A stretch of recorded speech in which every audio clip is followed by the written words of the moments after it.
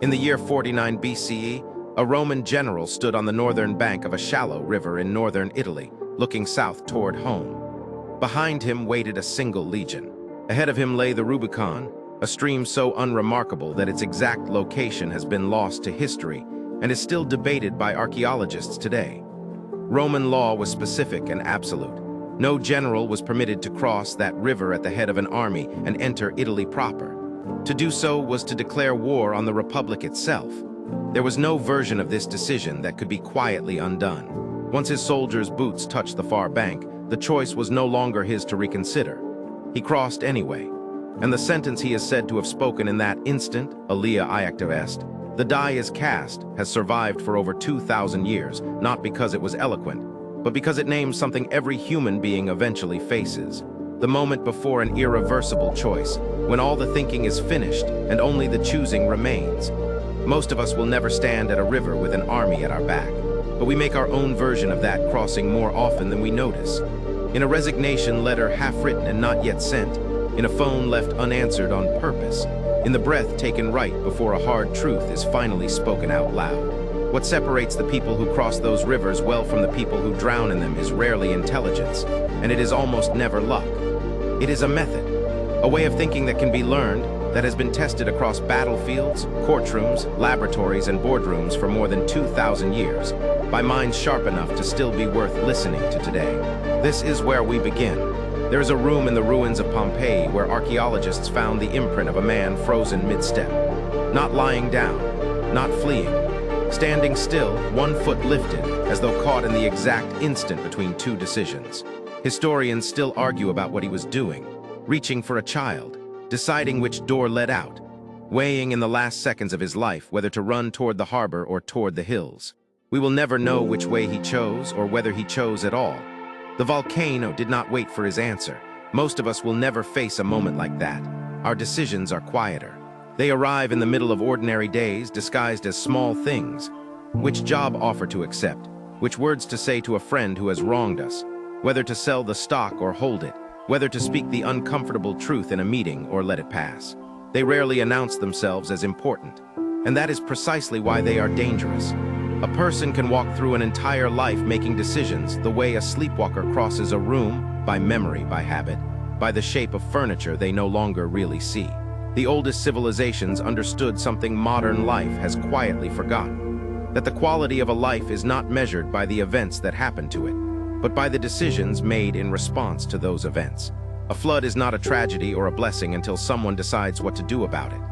A fortune is not wisdom or ruin until someone decides what to do with it. Between the world and the outcome, there is always a narrow gate, and every human being who has ever lived has had to pass through it. Again and again, thousands of times, mostly without noticing. This is a film about what happens inside that gate. We will walk the stone paths of ancient Athens, where a barefoot man in a worn cloak spent his days asking merchants and generals a single unbearable question. Are you certain you know what you think you know? We will sit inside a leather tent on the German frontier, where a Roman emperor wrote to himself by candlelight, trying to separate what he could control from what he could not. We will stand on a battlefield in ancient China, watching a general win a war by refusing to fight it. We will walk into a library that held the accumulated memory of the ancient world and ask why it was allowed to burn. And we will come forward, through centuries, into laboratories in Israel and Illinois, where two psychologists discovered that the human mind, for all its brilliance, is riddled with quiet, predictable errors. Errors so consistent they could be mapped, named, and in some cases corrected. We will sit, finally, in a modest office in Omaha, Nebraska, where two old friends built one of the greatest fortunes in human history using a method so simple it embarrasses most of what passes for financial genius. Know what you don't know and refuse to act outside it. Different centuries, different languages, different gods, if any gods at all. And yet underneath all of it, the same discovery arrived at independently by minds separated by oceans and millennia. That a good decision is not the same thing as a good outcome. That clarity is rarer than intelligence. And that the person who learns to think well before choosing will, over the span of a lifetime, quietly outperform the person who is simply talented or lucky or loud. This is not a film about productivity. It offers no five-step formula, no morning routine, no hack. It is something slower and, we hope, something truer in education in how the wisest people who ever lived have approached the single most consequential act any human being performs, the act of choosing. Let us begin where philosophy itself began, in the marketplace of a city that believed, for a brief and remarkable moment, that ordinary citizens were capable of governing themselves, if only they could learn to think clearly first. Athens, near the end of the 5th century before our era. The agora is full by mid-morning, potters calling out prices, a fishmonger arguing with a customer over the weight of his scale, a group of young men lounging near the stoa, waiting for something interesting to happen. It usually did, because a short, barrel-chested man with a flattened nose and unfashionable clothes had a habit of showing up uninvited to conversations and asking questions that made powerful men extremely uncomfortable. His name was Socrates, and he never wrote a single word. Everything we know of him comes second-hand, mostly through his student Plato, which means that separating the historical man from the character built around him is one of the oldest problems in philosophy. But the method attributed to him, relentless questioning, aimed not at winning an argument, but at exposing the gap between what a person claims to know and what they actually know, has survived for 24 centuries because it solves a problem every single decision-maker eventually runs into. Most bad decisions are not failures of intelligence. They are failures of unexamined assumption. Consider the story, reported by Plato, of Socrates cross-examining a young general named Latticework on the definition of courage. Latticework was not a fool. He had commanded soldiers in real battles, had watched men live and die under his orders. If anyone had earned the right to define courage, it was him. And yet, question by patient question, Socrates walked him into a corner. Is courage simply standing your ground in battle? No, sometimes the courageous choice is a strategic retreat. Is it endurance of the soul, then? But some endurance is foolish. Some is wise, and foolish endurance is not courage at all. It is stubbornness wearing courage's uniform. By the end of the exchange, Latticework, an experienced, respected commander, was forced to admit he could not actually define the virtue he had spent his life practicing. This is not humiliation for its own sake. It is a diagnostic. Socrates was not trying to prove that Latticework was stupid. He was trying to demonstrate something far more unsettling, that a person can perform a virtue skillfully for decades without ever having examined what that virtue actually requires, and that this gap between practiced skill and examined understanding is exactly where bad decisions live. A general who cannot define courage will, sooner or later, mistake recklessness for courage or caution for cowardice, because he has never done the harder work of drawing the line between them. The same trap catches modern decision-makers constantly, only the vocabulary changes. A businessman who has never examined what he actually means by risk will mistake bravado for boldness. A parent who has never examined what he means by discipline will mistake control for guidance. The word feels solid in the mouth. The understanding underneath it is often hollow. Socrates called his method the elenchus, cross-examination, and he compared his own role memorably to that of a midwife. His mother, Phaenarete, had been a midwife in Athens, and Socrates borrowed the image deliberately. He claimed he had no wisdom of his own to give anyone. What he could do was help another person give birth to the understanding already latent inside them, by asking the questions that forced buried assumptions into the light. It is worth noticing what this method is not. It is not cynicism. It is not the modern habit of doubting everything as a kind of intellectual performance, a way of seeming clever without ever committing to a position. Socrates was not trying to prove nothing could be known. He was trying to prove that most people believe they know far more than they do, and that this false confidence, not ignorance itself, is the more dangerous condition. There is a story, reported in Plato's Apology, of the oracle at Delphi declaring that no one in Athens was wiser than Socrates. Socrates, by his own account, was baffled. He did not consider himself wise at all.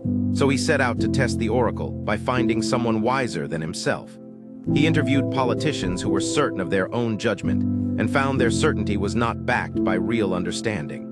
He interviewed poets who wrote beautiful lines but, when questioned, could not explain the meaning of their own work. They had produced it by inspiration, not by understanding. He interviewed craftsmen who genuinely did possess real, verifiable knowledge of their trade, but who then made the same mistake as the politicians and poets. Because they knew their craft well, they assumed this entitled them to speak with equal authority on subjects they had never studied at all. Socrates concluded that the oracle was right, but not in the way anyone expected. He was the wisest man in Athens for exactly one reason. He was the only one who knew that he did not know.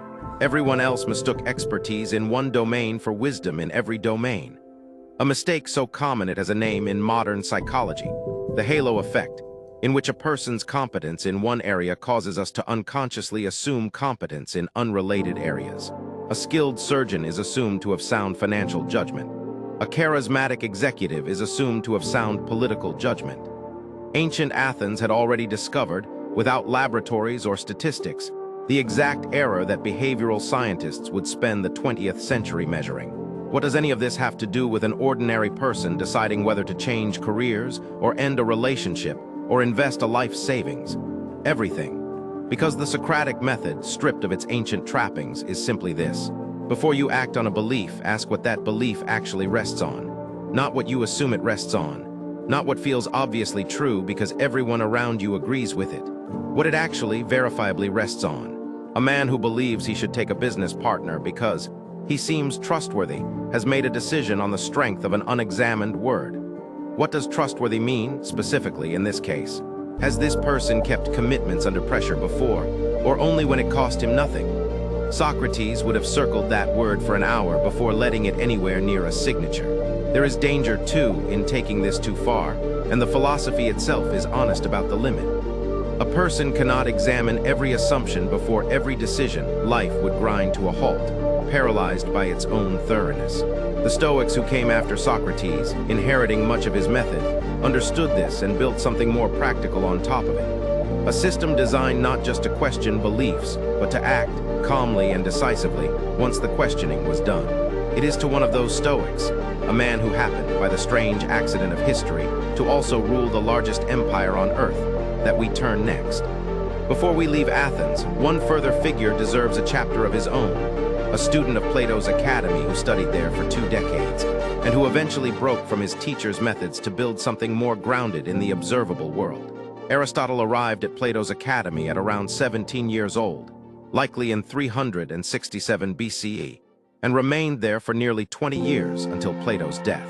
He was, by every surviving account, the school's most gifted student, and also, eventually, its most significant critic, not out of disrespect, but because his own temperament pulled him toward a fundamentally different way of understanding the world.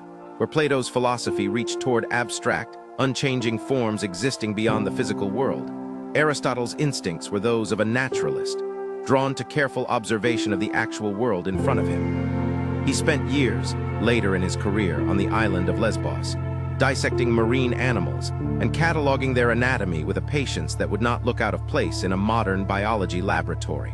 This grounding in direct observation shaped his entire approach to ethics and decision-making, producing a philosophy considerably more practical, and in some ways more useful to an ordinary decision-maker than either his teacher's abstractions or his predecessor, Socrates' relentless questioning.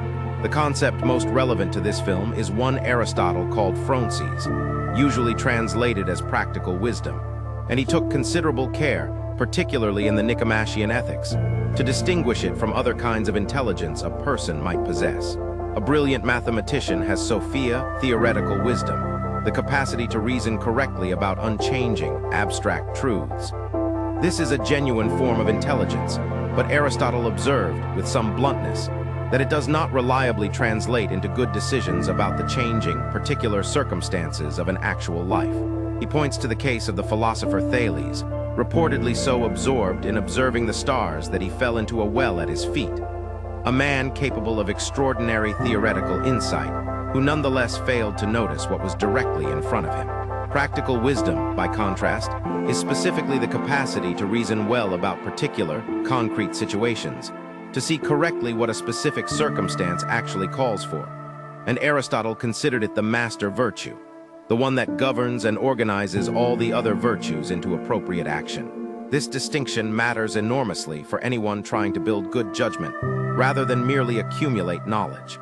A person can memorize every principle discussed in this film. The Stoic distinction between what can and cannot be controlled, Sun Tzu's warning against premature commitment, Munger's discipline of inversion, and still make poor decisions, if they lack the separate, harder-to-teach capacity to recognize which principle actually applies to the specific, messy situation directly in front of them. At the specific moment, it needs to be applied.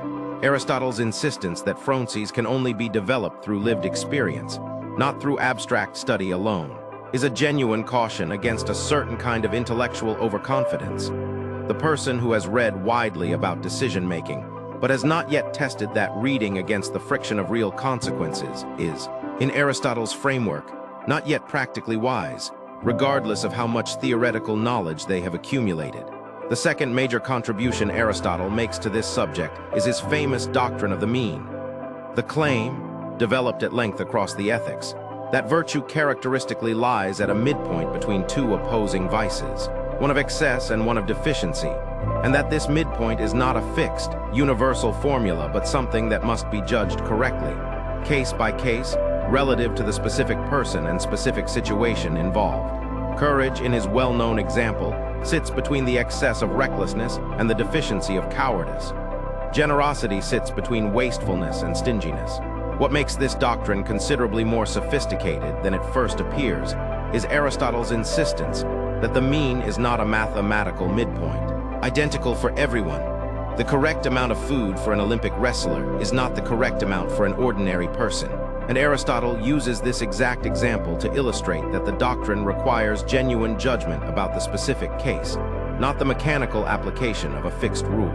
Applied to decision-making broadly, this produces a useful corrective to a habit of mind this film has already touched on several times: the tendency to overcorrect from one extreme directly into its opposite, mistaking the opposite of a known error for wisdom, when it is often simply a different, equally serious error. A leader who has been burned by excessive caution does not become wise by swinging into excessive boldness. A person who has been hurt by naive trust does not become wise by adopting blanket suspicion of everyone. Aristotle's doctrine insists that the corrective to a bad habit is not its mirror image, but a genuinely judged, situation-specific midpoint that has to be located freshly each time, through the very practical wisdom that experience alone can cultivate. Aristotle offers one further idea worth carrying forward specifically, concerning the difference between what he called akrasia, weakness of will, acting against one's own better judgment, and genuine ignorance.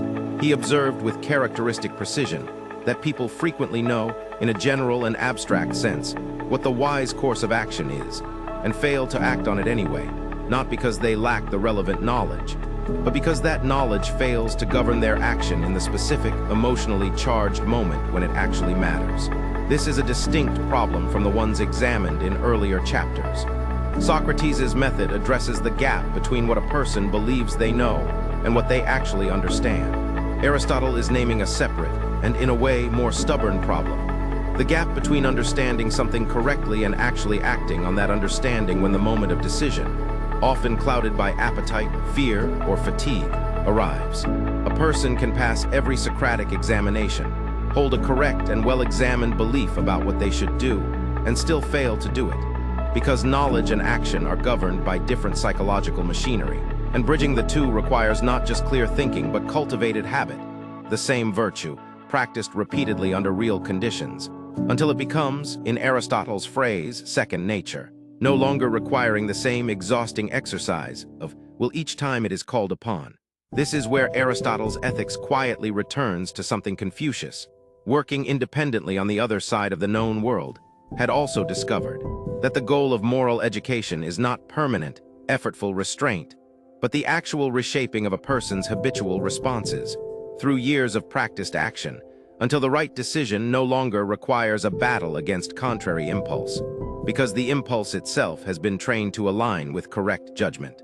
Neither philosopher believed this transformation was quick, or that it could be achieved through study alone.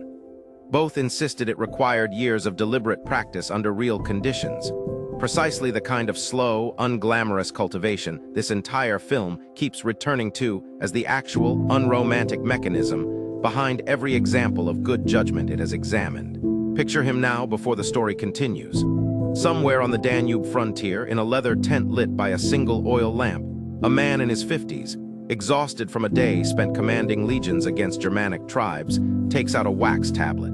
He is not writing for an audience. He is not writing for history. He is writing because he has learned, the hard way, that the mind left unexamined at the end of a difficult day will simply repeat its errors the next morning. He did not want the job. This is worth saying plainly because the popular image of Marcus Aurelius, philosopher emperor, wise ruler, the last of Rome's so-called 5 good emperors, makes it easy to imagine a man born for power, comfortable inside it. The historical record suggests the opposite. As a young man, he had been drawn toward the plain wool cloak of a philosopher, the simple life of study and reflection. Instead, adopted into the imperial family by the Emperor Hadrian's arrangement, he found himself, at 19, being groomed for a throne he had never asked for, and at 40, actually sitting on it, at the head of an empire stretching from Britain to Syria, immediately confronted with plague, flood, and a war on the northern frontier that would occupy most of the remaining years of his life. The book he left behind, now known as the Meditations, was never meant to be a book at all. It was a private journal, written in Greek rather than Latin, likely composed in fragments during military campaigns, and it was never intended for publication. We are, in a very real sense, reading another man's diary, 16 centuries after his death, and what makes it extraordinary is not its literary polish. Much of it is repetitive, unfinished, addressed to no one but himself, but its brutal, unguarded honesty about the difficulty of making good decisions while exhausted, grieving, and surrounded by people who wanted something from him.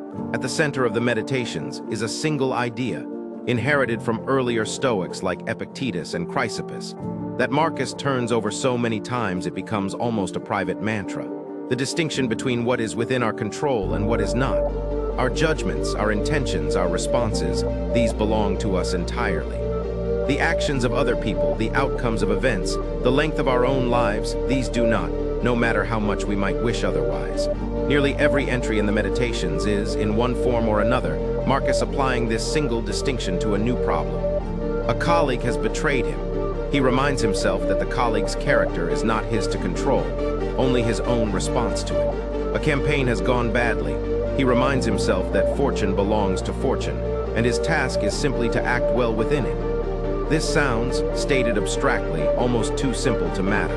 Its power becomes visible only in the specific entries where Marcus applies it to real frustration. In one passage, he writes about waking up reluctant to face the day, and talks himself through it by reasoning that he was not born to lie under blankets and keep warm, but to work, as a bee works, as the birds and ants and spiders each do the work proper to their nature.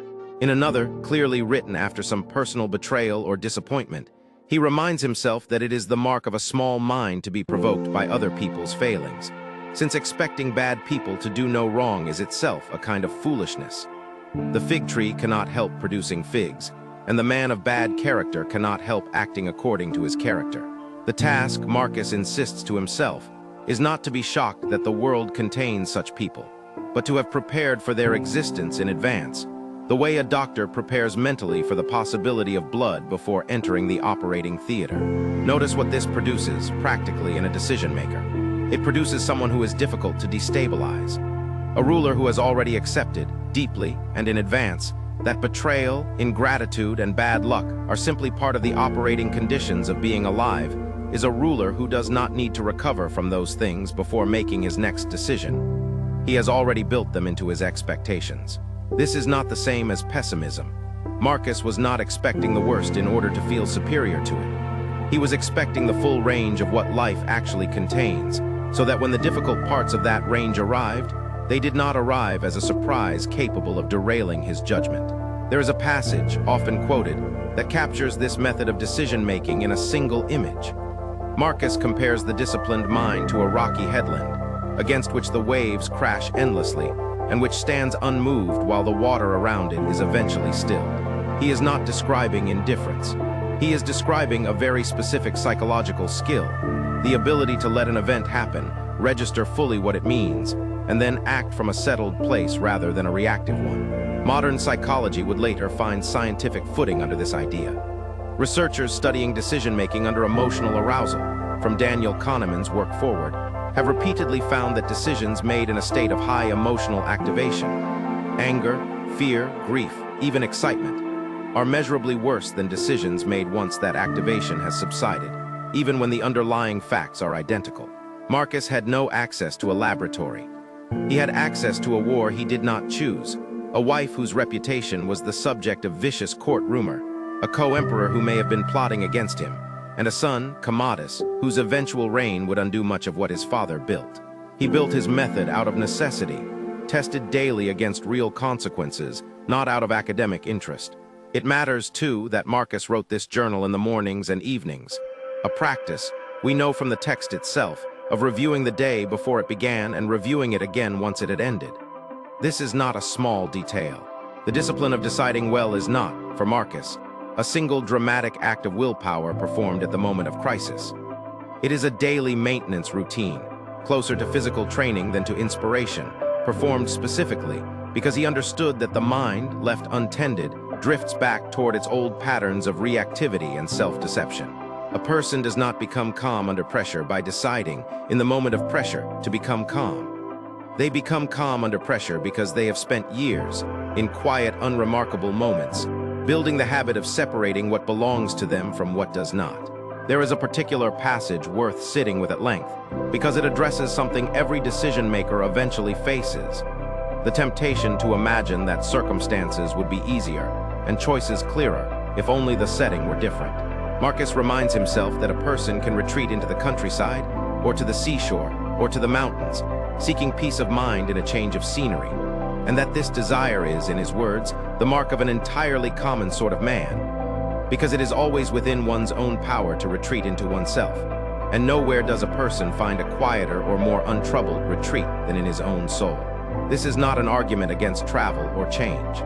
It is an argument against the specific fantasy that a decision made from a disordered mind will somehow improve simply because the scenery around that mind has changed.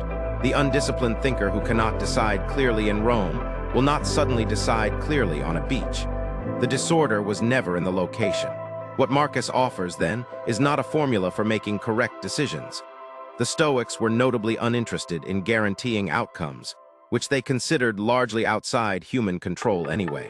What he offers is a method for making decisions from a stable place, repeatedly under pressure, across a reign that included plague that may have killed a quarter of the empire's population, a war that never seemed to end, and a slow accumulation of personal grief that included the deaths of at least 8 of his own children.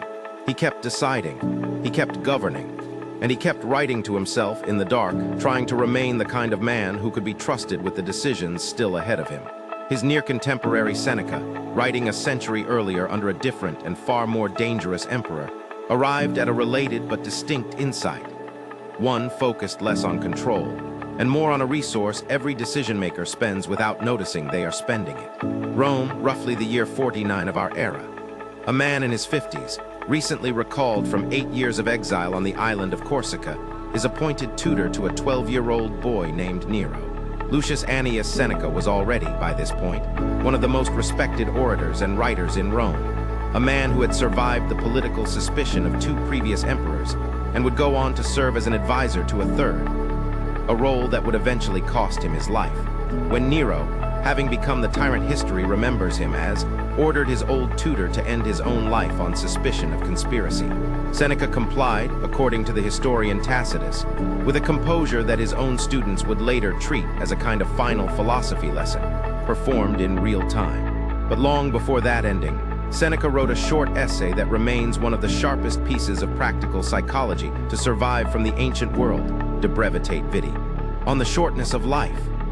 Its opening line is a direct challenge to a complaint so common it barely registers as a complaint anymore. The sense that life is too short, that there is never enough time. Seneca's response is not comfort. It is an accusation. Life is not short, he argues. We make it short through the way we spend it. The essay's central image concerns money and time, and the comparison is worth sitting with because of how differently we treat the two. Seneca observes that if a person's fortune is threatened, they defend it fiercely, hire lawyers, watch their accounts, refuse to lend carelessly. But time, the one truly irreplaceable resource, is handed out to anyone who asks for it, given away in idle conversation, in resentment nursed for years over a slight someone can barely remember, in ambitions chased for the approval of people whose opinions will not matter in a decade. A man guards his money as though it were precious and treats his time as though it were worthless, Seneca writes, when the truth is exactly the reverse. More money can always be acquired, but not a single hour once spent can be bought back at any price. This has a direct and underappreciated application to decision-making, because every decision is, at bottom, a decision about where a finite quantity of time and attention will go. A person who says yes to a project they do not believe in has, in that instant, made an invisible decision to say no to something else, some other use of those same hours that they will never get the chance to make instead. Seneca's insight is that most people do not experience their decisions this way. They experience a yes as costless, because the thing being given up is invisible, deferred, never quite counted. The opportunity cost, in modern economic language, is real but unfelt. And because it is unfelt, it gets spent without resistance. The way a person with an easily accessible bank account will overspend compared to someone who must physically withdraw and count cash.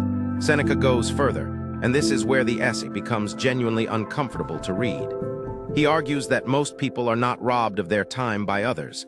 They give it away willingly, and often to the least deserving recipients.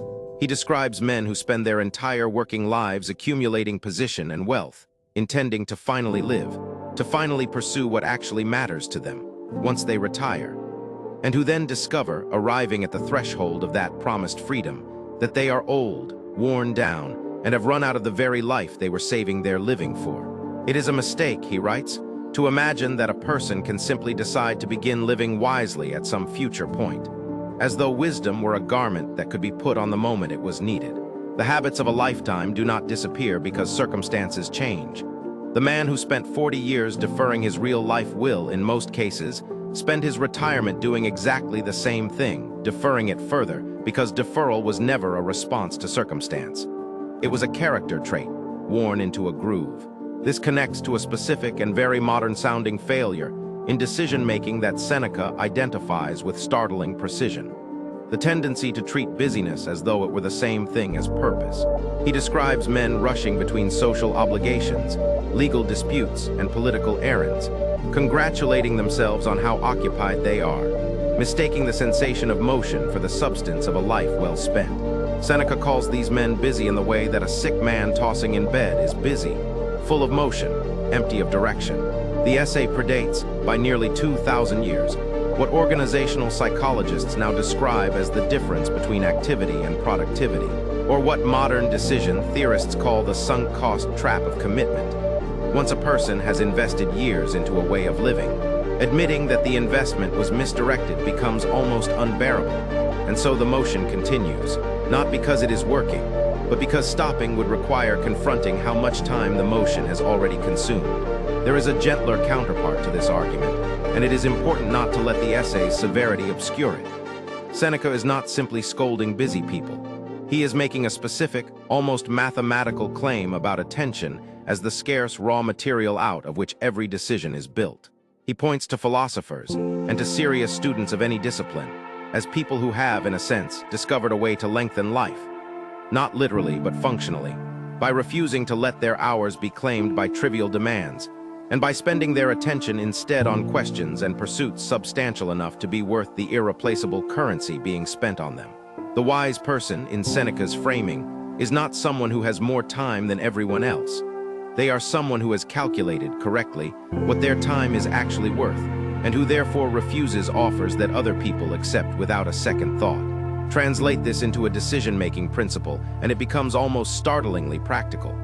Before saying yes to any demand on your time, a meeting, a favor, a years-long commitment, a career path, Seneca would have a person ask a blunt question. Am I willing to spend an irreplaceable piece of my only life on this, knowing I could spend it on something else instead, and knowing I will never get this particular piece back under any circumstances? Framed this way, decisions that seem easy in the moment, attending an obligatory event, accepting a job slightly beneath one's ambitions because it is comfortable, tolerating a relationship that drains more than it gives, become considerably harder to wave through automatically. Seneca is not arguing for constant, joyless calculation. He explicitly praises leisure, friendship, and reflection as worthy uses of time. His argument is narrower and sharper than that. That time deserves the same vigilance we already, instinctively, apply to money, and that most people who complain their lives are too short have simply never audited where the hours actually went.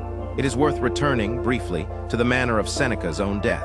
because his students and later readers have always treated it as inseparable from his writing. Ordered by Nero to take his own life on suspicion, likely false, of involvement in a conspiracy, Seneca reportedly gathered his household, comforted his wife, and attempted to die according to the very philosophy he had spent decades describing on paper. Without panic, without wasted motion, treating even his final hours as something to be spent deliberately rather than surrendered to fear. Whether every detail in Tacitus's account is precisely accurate is something historians still debate. Ancient biography often shaped a death to match a life's philosophy rather than simply recording it. But the essay on the shortness of life does not require the death scene to make its point. The point was made decades earlier by a man watching Rome's most powerful citizens waste, with astonishing carelessness, the one thing none of them could ever get back. From Rome, the story now moves east, to a very different kind of decision-maker. Not a philosopher advising an emperor, but a general advising kings. In a tradition where a decision made badly was measured not in wasted hours, but in the lives of entire armies. We should be honest at the outset of this chapter about a genuine historical uncertainty. We do not know with confidence that a general named Sun Tzu actually existed as a single historical individual. The Art of War, the text attributed to him, is traditionally dated to around the 5th century before our era, during China's spring and autumn period, and traditional accounts connect its author to a military strategist who served the state of Wu. But many historians believe the text as we now have it was compiled and edited over generations, possibly by multiple hands, reaching something close to its final form during the Warring States period that followed. Whether Sun Tzu was one man or a tradition wearing one man's name, the text itself survived, was studied by generals for over 2,000 years, and contains a philosophy of decision-making distinct from anything we have encountered so far. Not the inward discipline of the Stoics, but an outward, almost mathematical clarity about conflict, applied by later readers to war, business, negotiation, and competition of every kind. The line most people know, if they know only one line from The Art of War, is some version of the supreme art of war, is to subdue the enemy without fighting. It is often quoted and rarely understood, because on its surface it sounds like a piece of inspirational poster wisdom rather than a rigorous strategic claim. What Sun Tzu actually means is narrower and considerably more useful. War in his framing is expensive in a very literal, countable sense. Expensive in grain, in horses, in the labor of a nation's farmers pulled away from their fields, in the slow decay of a treasury that a prolonged campaign produces even in victory. A general who wins a war but bankrupts his state in doing so has not, in Sun Tzu's accounting, actually won anything of lasting value. The text is explicit that no country has ever benefited from a protracted war, and that the truly skilled commander captures a city intact rather than reducing it to rubble, because rubble, however impressively conquered, cannot be governed, farmed, or taxed afterward. This produces a decision-making principle with an odd, almost counterintuitive shape. The best decisions often look, from the outside, like an action. A general who spends months gathering intelligence, positioning supply lines, and waiting for the exact moment when the enemy's position has weakened will to an impatient court back home, appear cautious to the point of cowardice. Sun Tzu's entire text is, in a sense, an argument against that impatience. He insists that victory is decided before the battle begins, in calculations made in the temple, at a table, with maps and estimates of terrain, weather, discipline, and leadership on both sides, and that the commander who wins is usually the one who accurately assessed these conditions in advance, not the one who fought most bravely once the fighting started. There's a passage often translated along these lines. Victorious warriors win first and then go to war, while defeated warriors go to war first and then seek to win. The order matters enormously. It describes the difference between a decision made from preparation and a decision made from hope.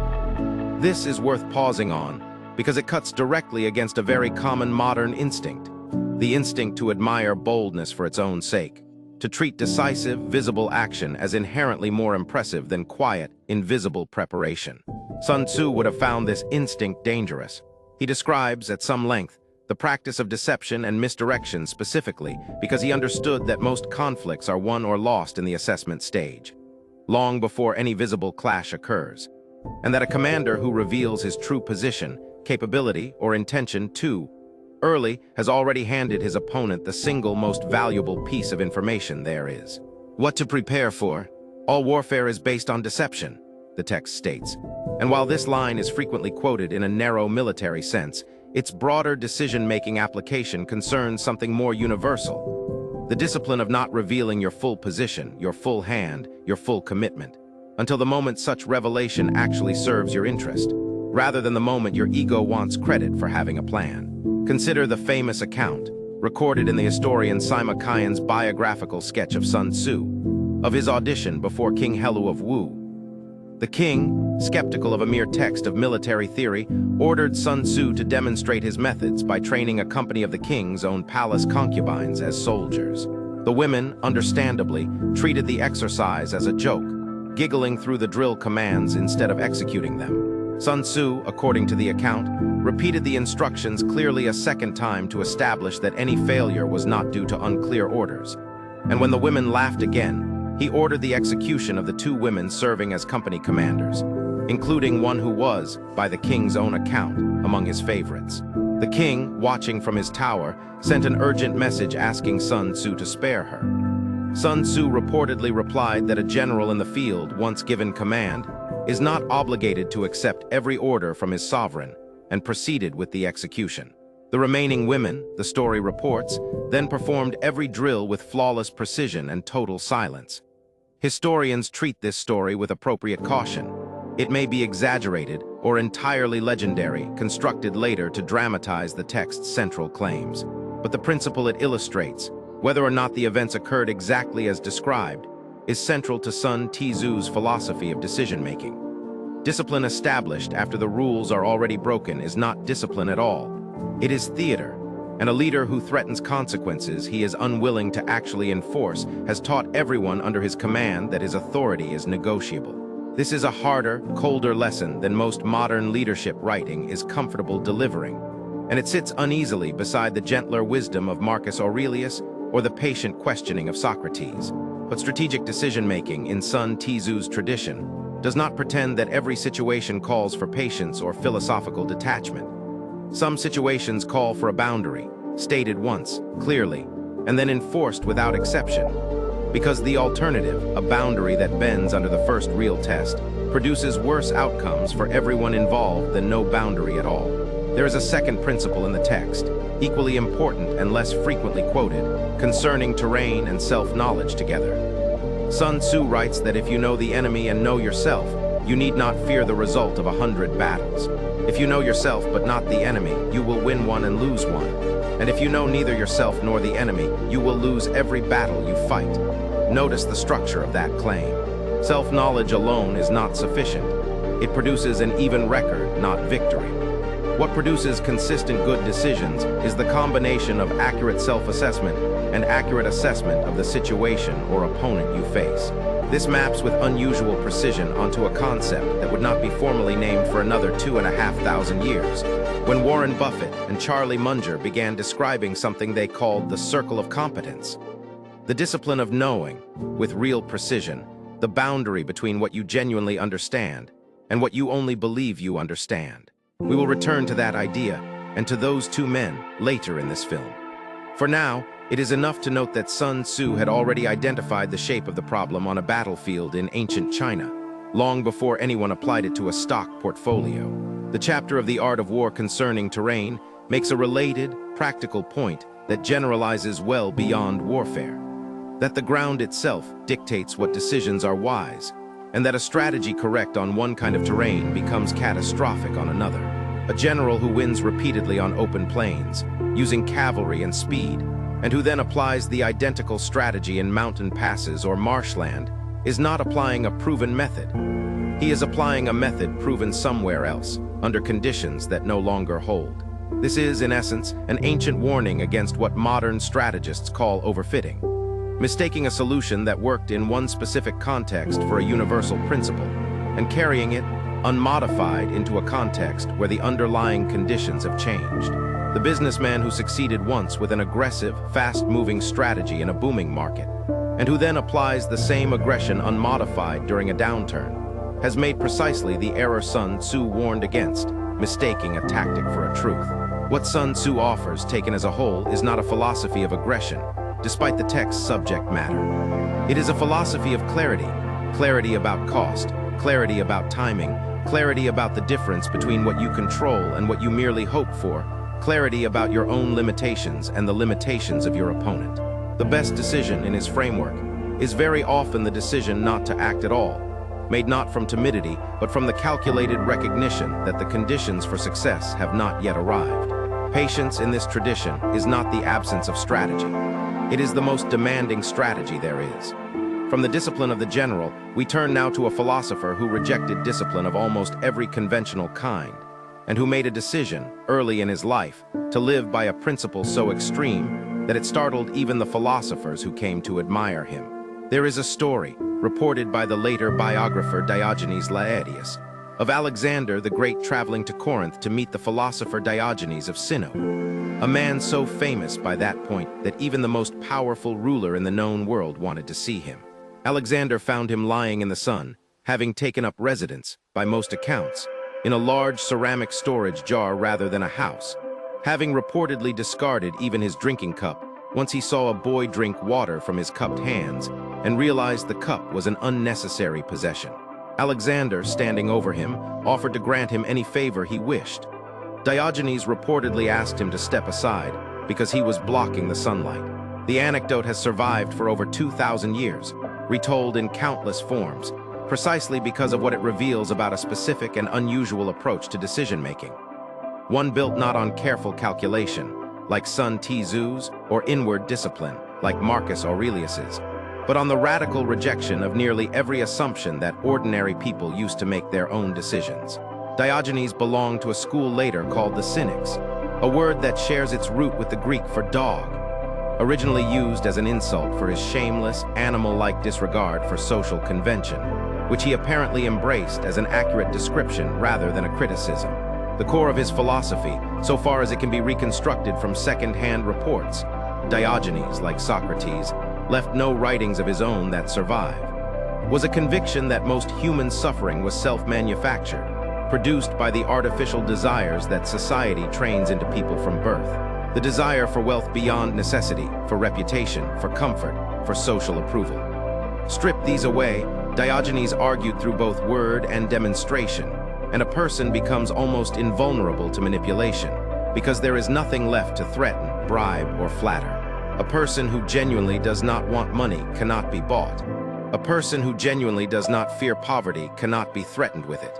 Diogenes reportedly begged for a living not out of desperation, but as a philosophical demonstration, deliberately performing acts that violated social norms, eating in the marketplace, where eating was considered private, or, according to some ancient reports, engaging in other private acts publicly, specifically to force onlookers to examine why those norms existed at all, and whether the discomfort those onlookers felt was based on reason or merely on unreflective habit.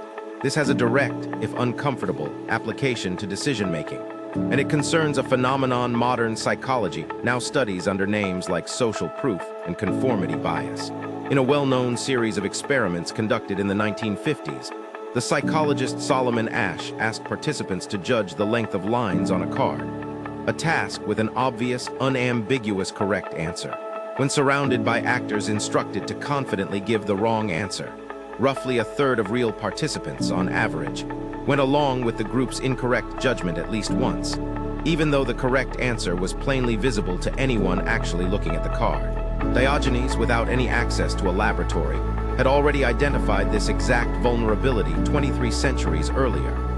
The tendency of human beings to defer their own judgment to the judgment of the surrounding crowd, even when that crowd is transparently wrong, simply because disagreement carries a social cost that agreement does not. His method for resisting this was not subtle. It was total, deliberate, sometimes theatrical detachment from the good opinion of others, cultivated as a discipline, the way an athlete cultivates physical strength. There is a report of Diogenes walking through Athens in broad daylight carrying a lit lamp, and when asked what he was doing, answering that he was looking for an honest man. It is a small piece of performance art, but it makes a real point about decision-making that remains relevant. Most people, most of the time, are performing honesty rather than practicing it. calibrating their statements to what will be well received rather than to what is true. And this performance becomes so habitual that they eventually lose the ability to distinguish their genuine judgment from the judgment they have learned to display. It would be a mistake, though, to present Diogenes simply as an ancient case study in eccentricity. His radicalism was, in his own account, and in how later Stoic philosophers understood him, a deliberate methodology, not a personality quirk. The later Stoics, including Zeno of Citium, who founded Stoicism after reportedly studying under one of Diogenes' own students, absorbed a softened version of his central insight. That external things, wealth, reputation, comfort, the good opinion of others, are not in themselves either good or bad, and that treating them as though they were is the single greatest source of poor decision-making in human life. A person who believes his happiness depends on a promotion will make decisions under the pressure of pursuing that promotion that a person with no such attachment would never make, flattering people he does not respect, compromising standards he would otherwise hold, staying in situations that damage him because leaving would mean losing the very external thing he has convinced himself he cannot live without. There is a useful, less extreme modern parallel here, worth naming directly. The discipline, practiced by some of the most effective negotiators and investors, of deliberately asking what decision they would make if no one would ever find out what they decided. Removing the audience, even hypothetically, exposes exactly how much of an ordinary decision is actually shaped by a desire for approval, rather than by the actual merits of the choice. Diogenes lived this experiment permanently rather than hypothetically, having discarded, as much as any human being reasonably can, the desire for approval that shapes almost everyone else's decisions without their full awareness. None of this means contrarianism is, by itself, a virtue, and it is worth being precise about this, because a shallow reading of Diogenes produces exactly the wrong lesson. The point was never to disagree with the crowd simply because it was the crowd. Several ancient sources report Diogenes agreeing with conventional wisdom when conventional wisdom happened to be correct. His target was not consensus itself, but unexamined consensus, agreement adopted because it was easier than independent judgment rather than because it had actually been tested. The useful decision-making principle buried in his life is narrower and more disciplined than simple contrarianism. Before adopting a widely held belief or making a decision because everyone is making it, ask whether you have actually verified it yourself, or whether you are simply borrowing the crowd's confidence because independent verification felt like too much effort. This principle would resurface, dramatically, in a very different setting nearly 2,000 years later, in a library so vast it attempted to collect every book that had ever been written, and in the slow, poorly documented, still debated series of decisions that eventually allowed that library to be lost. Walk, for a moment, along the harbor of ancient Alexandria, sometime in the 3rd century before our era. The city itself was young by the standards of its neighbors, founded barely a generation earlier by Alexander the Great, who died before it was finished, leaving it to be shaped by the Ptolemaic dynasty that inherited Egypt after his empire fractured. And yet within a few decades, this new city had become home to what may have been the most ambitious intellectual project the ancient world ever attempted. An institution, founded under Ptolemy I and expanded dramatically under his son Ptolemy II, that aimed to collect a copy of every book that existed anywhere in the known world. The scale of the ambition is worth sitting with, because it was, in its own way, a decision. A series of decisions, actually, made over decades by rulers who chose to spend enormous state resources on something with no obvious military or immediate economic return. Ships arriving in Alexandria's harbor were reportedly searched for scrolls, which were confiscated, copied by the library's scribes, and in what strikes most modern readers as a startling detail, sometimes the copy rather than the original was returned to the ship's owner, while the original stayed in Alexandria. Whether every detail of this practice is accurate across all ancient accounts is debated by historians, since much of what we know comes from later, sometimes contradictory sources. But the general picture is consistent. A state that had decided deliberately that knowledge itself was worth acquiring by whatever means were available, including methods that would look, by modern standards, uncomfortably close to theft. The library's most famous scholar-directors, including Eratosthenes, who calculated the circumference of the earth with startling accuracy using nothing more than shadows, the height of a well, and careful reasoning, and Callimachus, who attempted to catalog the entire collection in a work called the Pinnaces, represent something important about decision-making at scale. The recognition that organizing existing knowledge is itself a form of intellectual work equal in importance to producing new knowledge. A library with no catalog is not a resource. It is a warehouse. The decision to fund cataloging, tedious, unglamorous, invisible work compared to grand new discoveries, reflects a kind of patience in decision-making that mirrors, in an institutional setting, the same patience Sun Tzu demanded of a general. The willingness to do the unglamorous preparatory work that makes future success possible, rather than chasing the more immediately impressive but less durable achievement. Here the story turns difficult, because what actually happened to the Library of Alexandria is one of history's genuinely contested questions, and any documentary that claims certainty about a single dramatic burning is telling a simpler story than the evidence supports. Popular legend often points to Julius Caesar's siege of Alexandria in 48 BCE, during which Caesar, according to some ancient accounts including his own writings and later historians like Plutarch, set fire to ships in the harbor to prevent them from being used against him, and the fire reportedly spread to buildings near the docks. Whether this fire reached the main library collection, or only destroyed warehouses of scrolls awaiting export, or destroyed a lesser satellite collection, is genuinely disputed among historians working from fragmentary and sometimes contradictory ancient sources. Other accounts point to a slower decline, a gradual erosion of funding and scholarly support under later, less intellectually engaged rulers, compounded by political instability across the following centuries, including a documented attack on a related library, the Serapeum, in 391 CE, amid religious conflict in the city. Still other accounts, some clearly polemical and written centuries after the fact by writers with their own political or religious motivations, describe a final destruction during the 7th century Arab conquest of Egypt, a claim most modern historians treat with significant skepticism, since it appears in sources written long after the events they describe, and seems to serve later rhetorical purposes rather than reliable historical record. What almost every serious historian agrees on, regardless of which specific account of the ending they find most credible, is this: the library did not vanish in a single dramatic night. It eroded across centuries through a long accumulation of smaller decisions, reduced funding here, a political disruption there, a fire that damaged part but not all of the collection, a slow decline in the prestige and support that had once drawn the greatest scholars in the Mediterranean world to Alexandria's halls.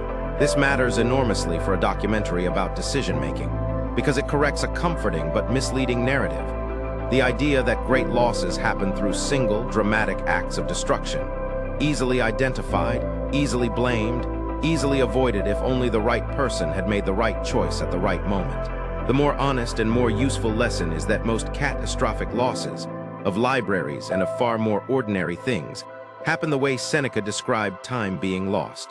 Not stolen in a single theft, but given away in small, individually unremarkable decisions, none of which felt decisive at the time they were made. Consider how this pattern shows up outside of libraries entirely. A marriage does not usually end because of one dramatic betrayal, though that is the version that makes for a better story afterward. It ends, more often, through years of smaller decisions, a difficult conversation avoided here, an evening of real attention given to a phone screen instead of a spouse there, a resentment allowed to calcify because addressing it felt, on any given evening, like more effort than it was worth. A company does not usually collapse because of one catastrophic decision by a single executive.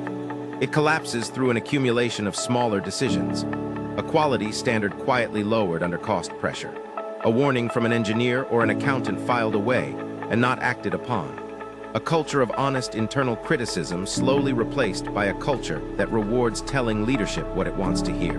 In each case, if you ask the people involved at any single decision point along the way whether this particular choice would destroy the marriage or the company, they would have said no correctly, because no single decision along the path was actually decisive on its own. The Library of Alexandria teaches the same lesson at civilizational scale. Decline is rarely a single catastrophic error. It is usually the compounding interest of many small, individually forgivable ones. There is a hopeful counterpart to this same insight, and it deserves equal weight, because the destructive version of compounding decisions has an exact mirror image in the constructive direction. The scholars of Alexandria did not build their collection through one grand acquisition. They built it through decades of small, patient, unglamorous decisions, copying one more scroll, cataloging one more shelf, funding one more scholar's modest stipend. None of which was individually remarkable, and all of which, compounded across generations, produced something that reshaped the trajectory of Western science and mathematics for 2,000 years. Eratosthenes could only calculate the size of the Earth because previous scholars had already collected and preserved the astronomical records he needed. Small decisions compound in both directions, toward ruin and toward achievement, and the difference between the two outcomes usually has less to do with any single dramatic choice than with the accumulated direction of thousands of ordinary ones. The lesson to carry forward, then, is not beware of fire in any literal sense. It is a more demanding and more useful discipline. Pay attention to the small decisions that do not feel consequential, because those are precisely the decisions whose consequences compound silently, in either direction, while the large, dramatic decisions, the ones that feel weighty enough to deserve careful thought, are often the ones we already instinctively examine with appropriate care. From the slow erosion of a library, we travel now to a very different tradition of decision-making, one built not around the sovereignty of the individual mind, as in Greece, but around the intricate web of duties a person owes to others, a philosophy that took shape not in the marketplaces of Athens, but in the courts and villages of ancient China, under the guidance of a teacher who spent much of his life unable to secure the political position he believed his ideas deserved. Confucius spent most of his working life failing to get the job he actually wanted. Born around 551 BCE in the small state of Lu, during a period of Chinese history now called the Spring and Autumn period, an era of fragmented states, shifting alliances, and near-constant low-grade conflict between regional lords who paid only nominal loyalty to a weakened royal house. He believed, with total sincerity, that he had identified the correct method for restoring order to a fractured society, and he spent years traveling from court to court, offering his services as an advisor to rulers who mostly declined to take his advice seriously. He died, by most accounts, believing his political mission had failed. It was only after his death, through the efforts of his students, who compiled his sayings into the text now known as the Analects, that his ideas gradually became the organizing philosophy of Chinese governance for the following 2,000 years. What Confucius offers a documentary about decision-making is something genuinely different from everything examined so far. Not a method for achieving individual clarity, like the Stoics, and not a strategy for assessing external conditions, like Sun Tzu, but a framework built on the premise that almost no decision is made by an isolated individual at all. Every person in Confucian thought exists inside a web of specific relationships, parent to child, ruler to subject, elder sibling to younger, friend to friend. And each of these relationships carries its own specific obligations, which Confucius grouped under the broad concept of li, often translated as ritual or propriety, though the translation loses much of the original weight. Li is not merely etiquette. It is the accumulated, tested wisdom of a society about how relationships should be conducted, so that they produce trust and stability rather than conflict and betrayal. This produces an approach to decision-making that can feel, to readers formed by more individualist traditions, almost uncomfortably constrained. A decision, for Confucius, is rarely evaluated purely on the basis of its outcome for the individual making it. It is evaluated on the basis of whether it honors the specific role that individual occupies in relation to the people affected by the decision.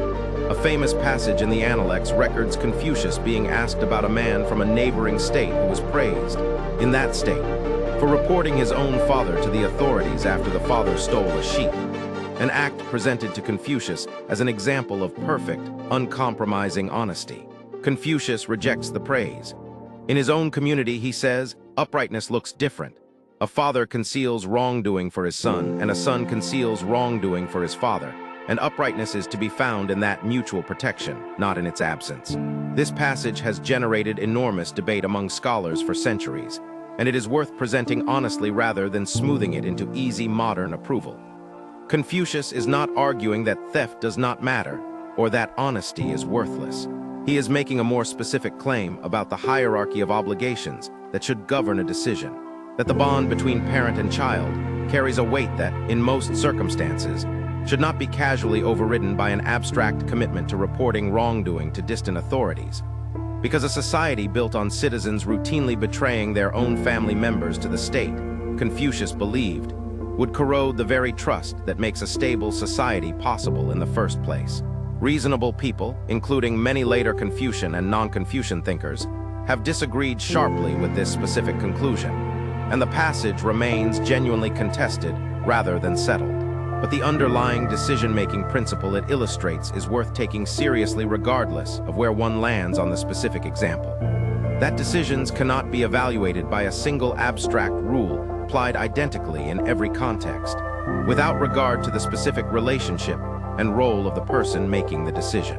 This connects to a broader, and for most modern readers, more immediately useful concept in Confucian thought, the idea of Ren, usually translated as benevolence or humaneness, which Confucius treats not as a feeling but as a practiced discipline, cultivated through repeated attention to how one's actions affect others. When asked directly to define Ren in a single principle, Confucius offers what later scholars have called an early formulation of the Golden Rule, stated in its negative form. Do not impose on others what you yourself do not want. It is worth noticing the specific phrasing, because the negative formulation is, in a real sense, a more demanding decision-making standard than its positive counterpart. Do unto others as you would have them do unto you invites a person to imagine what they would want and then act accordingly, which can slide into imposing one's own preferences on people who may want something different. Do not impose on others what you yourself do not want is a check specifically against overreach, a restraint on action rather than a license for it, asking a decision-maker to examine, before acting, whether the burden they are about to place on someone else is one they would find acceptable if the positions were reversed. There is a further concept, central to the Analects, that speaks directly to the theme running through this entire film. The distinction made repeatedly by Confucius between the Junzi, often translated as the exemplary person or gentleman, and the Zioran, the small or petty person. The distinction is not one of birth or wealth, despite the aristocratic overtones the term originally carried. Confucius explicitly redefines it as a matter of character, cultivated through discipline and study, available in principle to anyone willing to do the work. The exemplary person, in one of the Analects' recurring formulations, understands rightness. The petty person understands only profit. This is not, on close reading, a rejection of practical benefit as such. Confucius was not an ascetic, and he held that a well-governed state should produce material prosperity for its people. The distinction concerns which consideration takes priority when the two conflict, and which consideration a person consults first, instinctively, when facing a decision. The petty person asks first, what serves my immediate interest? The exemplary person asks first, what is right, and treats personal advantage as a secondary consideration, welcome when it aligns with what is right, but never allowed to override it. Confucius also offers a specific insight about timing and self-knowledge in decision-making, recorded in one of the Analects' most quoted autobiographical passages, in which he describes the stages of his own life. At 15, he set his mind on learning. At 30, he took his stand. At 40, he had no more doubts. At 50, he understood the mandate of heaven. At 60, his ear was obedient to the truth. And at 70, he could follow what his heart desired without overstepping the boundaries of what was right. This passage is worth reading not as boastful autobiography, but as a map of a genuinely rare achievement. The alignment, late in life, between spontaneous desire and correct action, such that the disciplined restraint required of the young and middle-aged eventually becomes unnecessary, because decades of practice have reshaped the desires themselves. This is a claim about decision-making that few philosophical traditions make so plainly, that the goal of moral discipline is not permanent restraint of bad impulses, but the actual transformation of impulse through sustained practice until acting well and acting naturally become the same thing. Confucius offers, finally, a caution about the limits of a rule-based approach to any of this, recorded in a brief but often cited exchange about a hypothetical situation in which a student asks what should be done if his sister-in-law were drowning, given that propriety forbids physical contact between a man and his brother's wife. Confucius's response, according to the tradition preserving this exchange, is direct. A man who would not extend his hand to save a drowning sister-in-law because of a rule against physical contact is no better than a wolf. Ritual and propriety, in other words, exist to serve human flourishing, not the reverse. And a decision-maker who applies a rule so rigidly that it produces an outcome the rule itself was designed to prevent has misunderstood the entire purpose of having rules in the first place. Taken together, the Confucian tradition offers a corrective to any decision-making philosophy built purely around individual clarity or individual advantage. Some of the most important decisions in a life are not, and should not be, decisions made by an isolated self weighing costs and benefits in a vacuum. They are decisions made by a person embedded in relationships that carry their own legitimate claims, and a wise decision-maker learns to hold both truths at once. The discipline of clear individual judgment explored in earlier chapters, and the recognition that judgment is rarely exercised, and should rarely be exercised, without reference to the people that judgment will actually affect.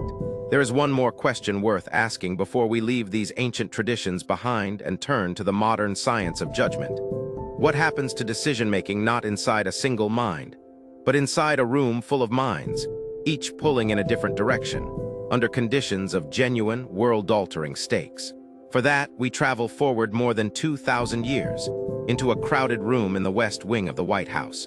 During 13 days in October of 1962, that historians now generally regard as the closest the world has ever come to deliberate nuclear war.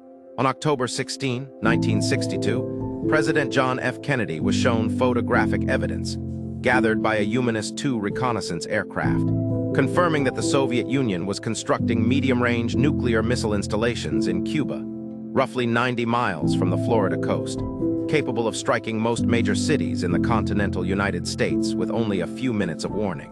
What followed over the next 13 days was one of the most closely studied episodes of high-stakes group decision-making in modern history, examined in detail by historians, political scientists, and most relevantly for this film, by the political psychologist Irving Janis, whose 1972 book Victims of Groupthink used the crisis, alongside several contrasting case studies, to build one of the most influential frameworks in the study of collective decision-making. Kennedy assembled a group of advisors that came to be known as the Executive Committee of the National Security Council, or ExComm, and the surviving transcripts of their deliberations, recorded, unbeknownst to most participants at the time, on a hidden taping system Kennedy had installed in the cabinet room, reveal a decision-making process considerably more chaotic, contentious, and genuinely uncertain than the calm, decisive image often projected afterward in public retellings. Advisors arrived at the table holding sharply different views. The Joint Chiefs of Staff pressed strongly for an immediate airstrike against the missile sites, followed by a full invasion of Cuba. Others, including Kennedy's brother and Attorney General Robert Kennedy, along with Defense Secretary Robert McNamara, gradually built the case for a naval blockade, publicly termed a quarantine to avoid the legal implications of the word blockade, which under international law could itself be considered an act of war, as a slower, more controllable escalation that would buy time for negotiation, without immediately guaranteeing a violent confrontation. Janis's later analysis identified a striking contrast between how this crisis was handled and how an earlier crisis, the failed Bay of Pigs invasion of Cuba just 18 months earlier, had been handled by many of the very same advisors. In the Bay of Pigs planning process, Janis argued, the group had exhibited several of the specific symptoms he would go on to define as groupthink, an illusion of unanimity that discouraged individual advisors from voicing private doubts they privately held. Direct and indirect pressure applied to anyone who did raise dissent. A collective overconfidence in the group's own judgment that discouraged genuine outside scrutiny, and a shared, unspoken assumption that loyalty to the group and to the president required outward agreement, regardless of private reservations. The plan proceeded, was approved with what appeared to be full consensus, and failed disastrously within days, in a manner several individual advisors later admitted, in private accounts. They had privately doubted from the beginning but had not voiced clearly at the time. By most historical accounts, Kennedy and several of his key advisors drew direct, explicit lessons from this earlier failure and deliberately restructured how the ExComm conducted its deliberations during the missile crisis.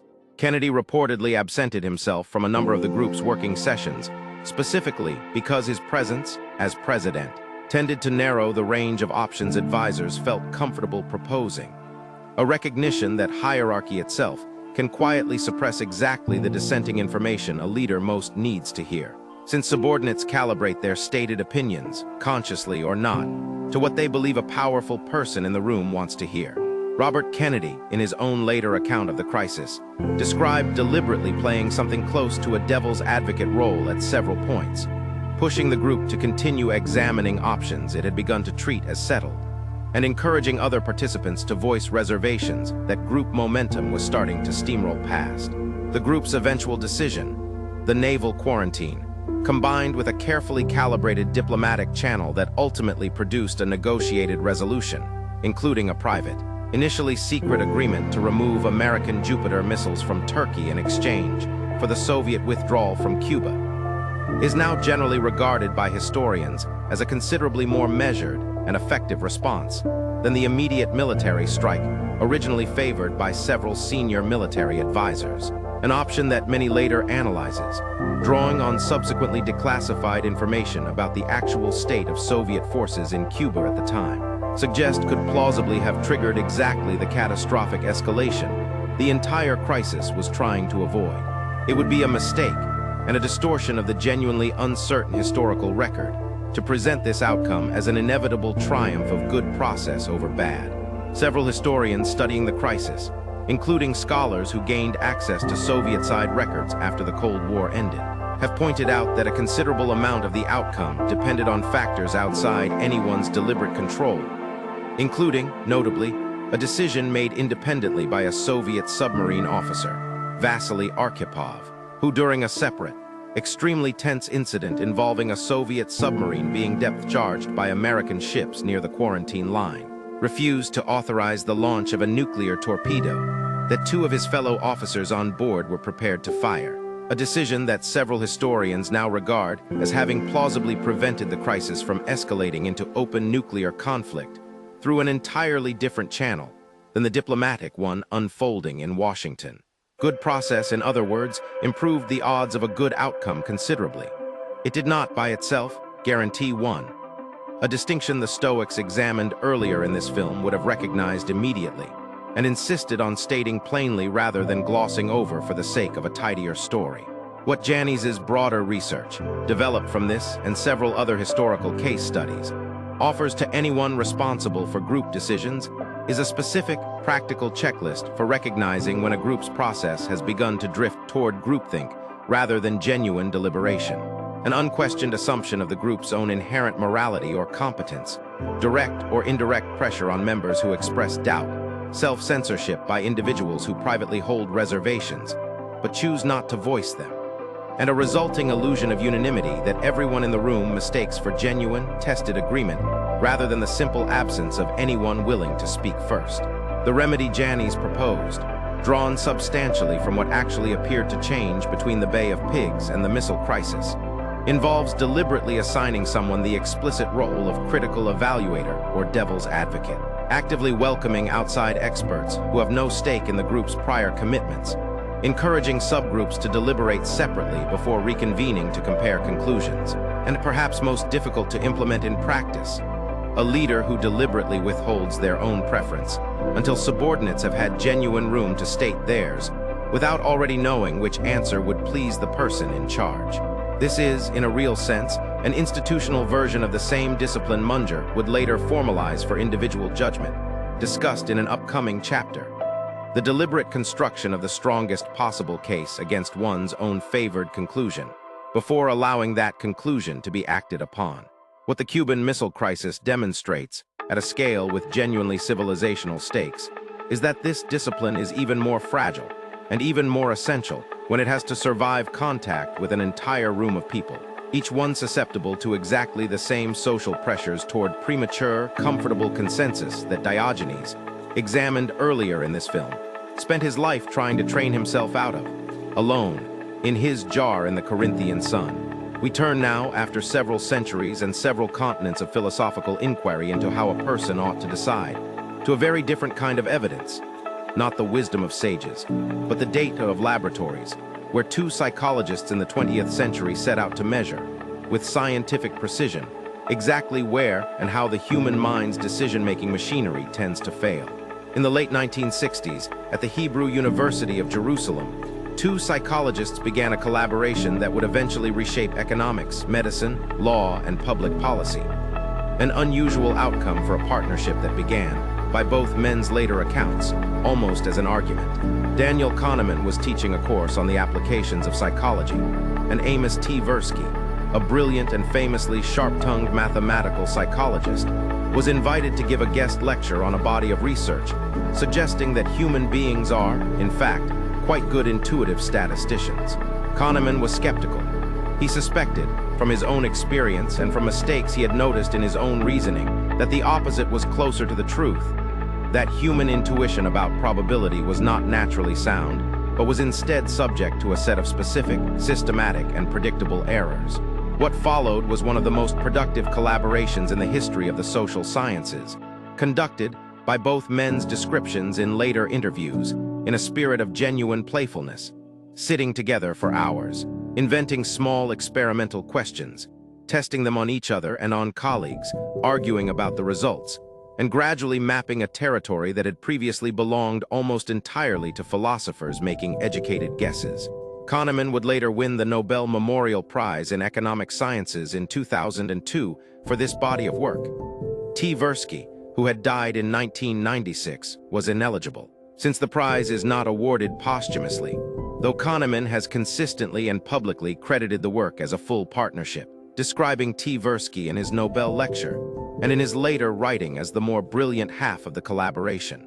Their central discovery, developed across dozens of papers through the 1970s and refined over decades afterward, concerned what they called heuristics, mental shortcuts the brain uses to make fast judgments under uncertainty, without engaging in slow, effortful calculation. These shortcuts are not, by themselves, evidence of a flawed mind. They are, in most everyday circumstances, remarkably efficient, allowing a person to navigate an overwhelming stream of decisions, hundreds each day, most of them trivial, without exhausting themselves in deliberate analysis of each one. The discovery that made Kahneman and Tversky's work so consequential was not that these shortcuts exist, but that they fail in specific, predictable, and repeatable ways, and that these failures cluster into identifiable categories that hold across cultures, professions, and levels of education. Consider what they termed the availability heuristic, the tendency to judge the likelihood or frequency of an event based on how easily examples of it come to mind, rather than on its actual statistical frequency. In one of their early studies, participants were asked to judge which is a more common cause of death: words beginning with the letter K or words with K as the third letter. Most participants judged the former as more common, when in fact in English, words with K in the third position substantially outnumber those beginning with K. The error occurs because it is far easier, mentally, to generate words beginning with a given letter than to search for a letter buried in the middle of a word. The ease of retrieval gets mistaken for actual frequency. This sounds like a minor parlor trick until it is applied to a real decision. A person who has recently watched extensive news coverage of a plane crash will, for a period afterward, overestimate the actual risk of air travel relative to its true statistical safety, not because they have seen new evidence about the risk, but because vivid, emotionally charged, recently encountered examples are easier to retrieve from memory than the far larger, far less vivid body of safe flights that never made the news at all. A second discovery, closely related and in some ways more consequential for decision-making, concerns what Kahneman and Tversky called anchoring. In one particularly striking demonstration, participants were shown a wheel of fortune, rigged to stop at either a low number or a high number, and were then asked to estimate an entirely unrelated quantity, the percentage of African nations in the United Nations. Participants who had seen the wheel land on a high number gave substantially higher estimates than participants who had seen it land on a low number, despite the fact that the wheel's result had absolutely no logical connection to the question being asked. The mind, once presented with any number at all, uses that number as a starting point and adjusts from it, and the adjustment is consistently insufficient, leaving the final judgment tilted toward the arbitrary anchor. This has enormous practical implications for negotiation, and skilled negotiators exploit it deliberately, often without their counterpart realizing it is happening. The first number mentioned in a salary discussion or a price negotiation tends to exert a gravitational pull on the entire remainder of the conversation, even when both parties consciously understand that the first number was, in some sense, arbitrary. Perhaps their most influential single contribution, developed through the late 1970s and formally published in 1979, was prospect theory, a mathematical model describing how people actually evaluate potential gains and losses, as opposed to how classical economic theory assumed they should evaluate them. Classical economics, prior to this work, largely modeled human beings as rational actors who weighed the expected value of a decision by multiplying the probability of each outcome by its magnitude and choosing whichever option produced the highest expected value. Kahneman and Tversky's experiments demonstrated, repeatedly and robustly, that actual human behavior departs from this model in a specific, consistent direction. Losses are felt roughly twice as intensely as equivalent gains, a phenomenon they termed loss aversion. Losing $100 produces a psychological sting considerably sharper than the pleasure produced by gaining $100, even though the objective magnitude of the two events is identical. This single finding explains an enormous range of otherwise puzzling human behavior. It explains why investors hold onto losing stocks far longer than logic would suggest, unwilling to realize a loss by selling, even when the objectively rational move is to cut the loss and redirect the capital elsewhere. Selling converts an abstract, avoidable loss into a concrete, final one, and the mind resists that conversion even at real financial cost. It explains why people will drive across town to save $10 on a $50 purchase, but will not make the same drive to save $10 on a $1,000 purchase, even though the actual amount saved is identical in both cases. The mind evaluates the saving relative to the size of the transaction rather than in absolute terms, a phenomenon prospect theory captures through what is called the reference point, the baseline against which any potential gain or loss is measured. Change the reference point, and the same objective outcome can be experienced as either a welcome gain or a painful loss. A further discovery, developed largely by Tversky working with the psychologist Eldar Shafir and others building on the original framework, concerns framing effects, the finding that the way a choice is described, even when the underlying facts remain identical, measurably changes what people choose. In one of the most famous demonstrations, participants were presented with a hypothetical disease expected to kill 600 people and asked to choose between two programs to combat it. When the programs were described in terms of lives saved, Program A saves 200 people for certain. Program B offers a 1/3 chance of saving all 600 and a 2/3 chance of saving no one. Most participants chose the certain option, Program A. When the identical programs were redescribed in terms of lives lost rather than lives saved, Program A results in 400 deaths for certain. Program B offers a 1/3 chance that no one dies and a 2/3 chance that all 600 die. Most participants switched their preference to the gamble, Program B, even though the actual outcomes described were mathematically identical to the first version. The only thing that changed was the framing, and the framing alone was enough to flip the majority preference. It is worth being careful here about how far to extend these findings. Kahneman himself, in his later book Thinking, Fast and Slow, published in 2011 and drawing together decades of this research for a general audience, was explicit that these heuristics are not defects to be eliminated through willpower. They are, for the most part, deeply built into the architecture of ordinary cognition, operating in what he termed System 1, the fast, automatic, intuitive mode of thought, as distinct from System 2, the slower, more effortful, deliberate mode capable of checking System 1's conclusions, but too energy-intensive to run constantly.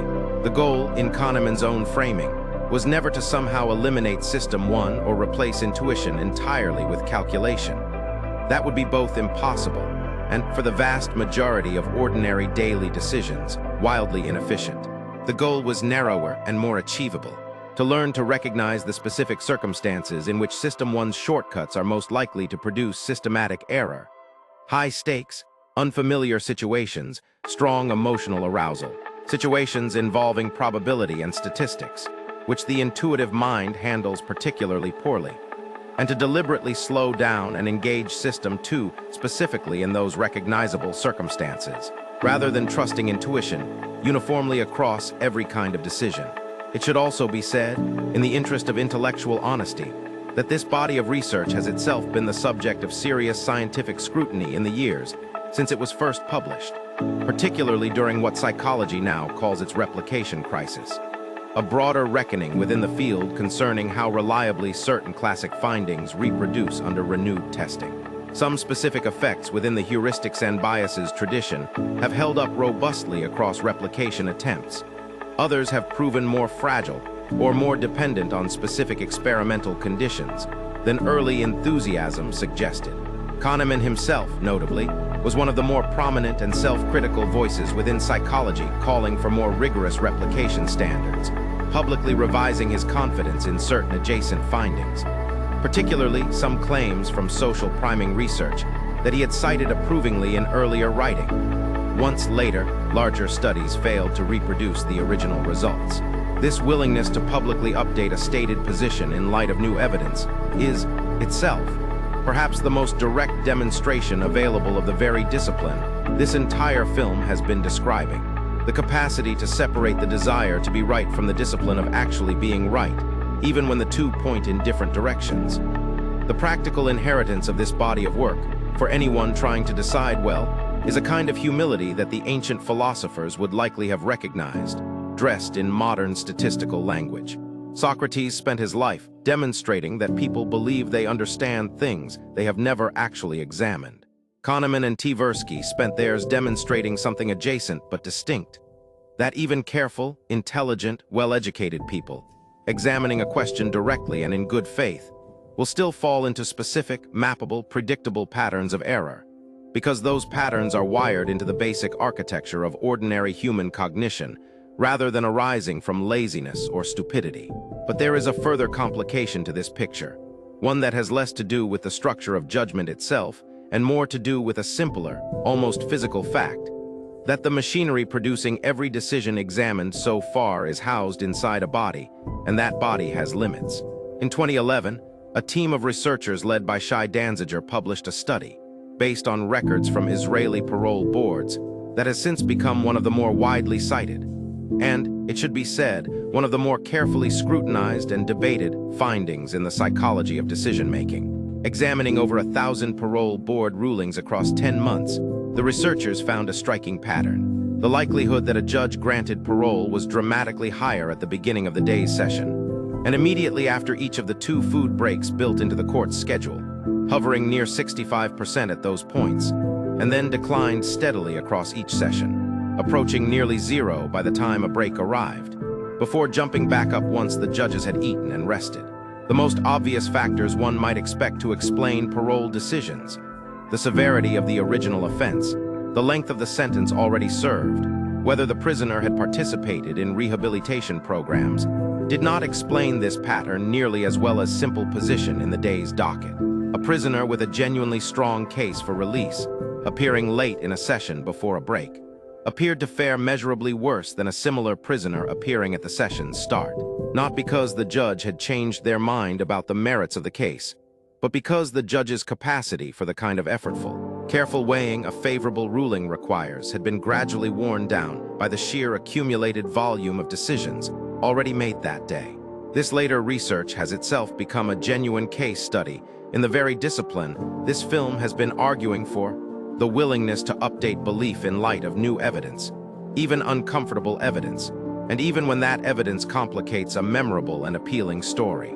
Subsequent researchers, including a 2011 letter from Andreas Glurkner and later reanalyses by other scholars, have raised serious statistical questions about the original study, pointing out that the order in which cases were heard was not randomly assigned. Cases involving prisoners without legal representation, who are granted parole far less often regardless of timing, may have been systematically scheduled at particular points in the docket, which would produce a pattern resembling fatigue, without fatigue actually being the underlying cause. The honest state of the science, as of this film's writing, treats the original finding as suggestive rather than settled. A real, actively debated question in psychology, not a closed case, and any documentary claiming total certainty about it would be overstating what the evidence actually supports. What is considerably better established, across a wider and more consistently replicated body of research, is the broader and more modest claim underneath the Parole study, that sustained decision-making, particularly decisions involving genuine trade-offs and effortful evaluation, rather than simple, well-practiced routine, draws on a limited psychological resource that depletes with use over the course of a day, and that the quality of judgment measurably suffers once that resource runs low. Researchers studying this phenomenon, sometimes under the label decision fatigue, have documented related effects across very different settings, from consumers making progressively worse purchasing trade-offs late in a shopping trip, to physicians showing measurable shifts in prescribing behavior across a long clinic day. The exact underlying mechanism remains a subject of active scientific debate, including sharp disagreement over an earlier, more literal theory that treated willpower as something close to a depletable fuel. A theory that has itself faced serious replication challenges in the years since it was first proposed. But the practical, everyday pattern that sits underneath the theoretical disagreement is one that most people recognize immediately from their own experience, once it is pointed out to them. The same person, facing the identical decision, will often reason more carefully, more generously, and more clearly in the morning than at the end of a long, demanding day. This has a direct, actionable implication for the practice of good decision-making that none of the ancient philosophers examined in this film had the scientific vocabulary to state quite this precisely, though several of them clearly sensed something like it. Marcus Aurelius's practice of reviewing the day each morning and evening was, functionally, a way of scheduling reflective, effortful thought at the 2 points in the day when his own mental resources were most likely to be freshly available. The start of the day, before it had been worn down by governing an empire, and the evening in a deliberate, quiet review rather than in the middle of an actual crisis. Modern executives who have absorbed this same practical lesson, whether or not they know its psychological grounding, often adopt a similar structural habit, protecting the earliest part of the working day for the decisions that carry the most genuine weight, and deliberately routing lower stakes, more routine decisions into the later hours, when judgment has predictably worn thinner. There is a further related concept worth including here, developed extensively by the psychologist Roy Baumeister and colleagues in earlier research on self-control, which, despite facing its own share of replication difficulties in the years since, pointed toward a genuinely useful practical habit, regardless of exactly how the underlying mechanism eventually turns out to work. The deliberate reduction of trivial decisions, so that the limited resource of careful judgment is preserved for decisions that actually deserve it. This is the reasoning frequently offered, in various interviews over the years, by prominent public figures who adopted a simplified, repetitive personal wardrobe specifically to eliminate the daily friction of choosing an outfit, not out of vanity or eccentricity, but as a deliberate, structural decision to reserve their finite daily capacity for careful judgment, for the decisions where that judgment would actually matter. None of this is an argument for treating every trivial choice as a threat to be engineered away with paranoid precision. A life spent worrying about the cognitive cost of choosing breakfast would itself become its own kind of exhausting, self-defeating exercise, and would arguably violate the very discipline of proportionate attention that Aristotle's doctrine of the mean, discussed earlier in this film, was designed to protect against. The useful, moderate version of this lesson is simpler. Recognize that judgment is not a constant, unlimited resource available in equal supply at every hour.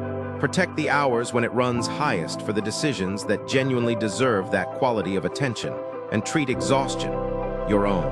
And when you are the one being judged, the exhaustion of whoever is evaluating you, as a real physical variable worth accounting for, rather than a minor detail beneath the notice of serious decision-making.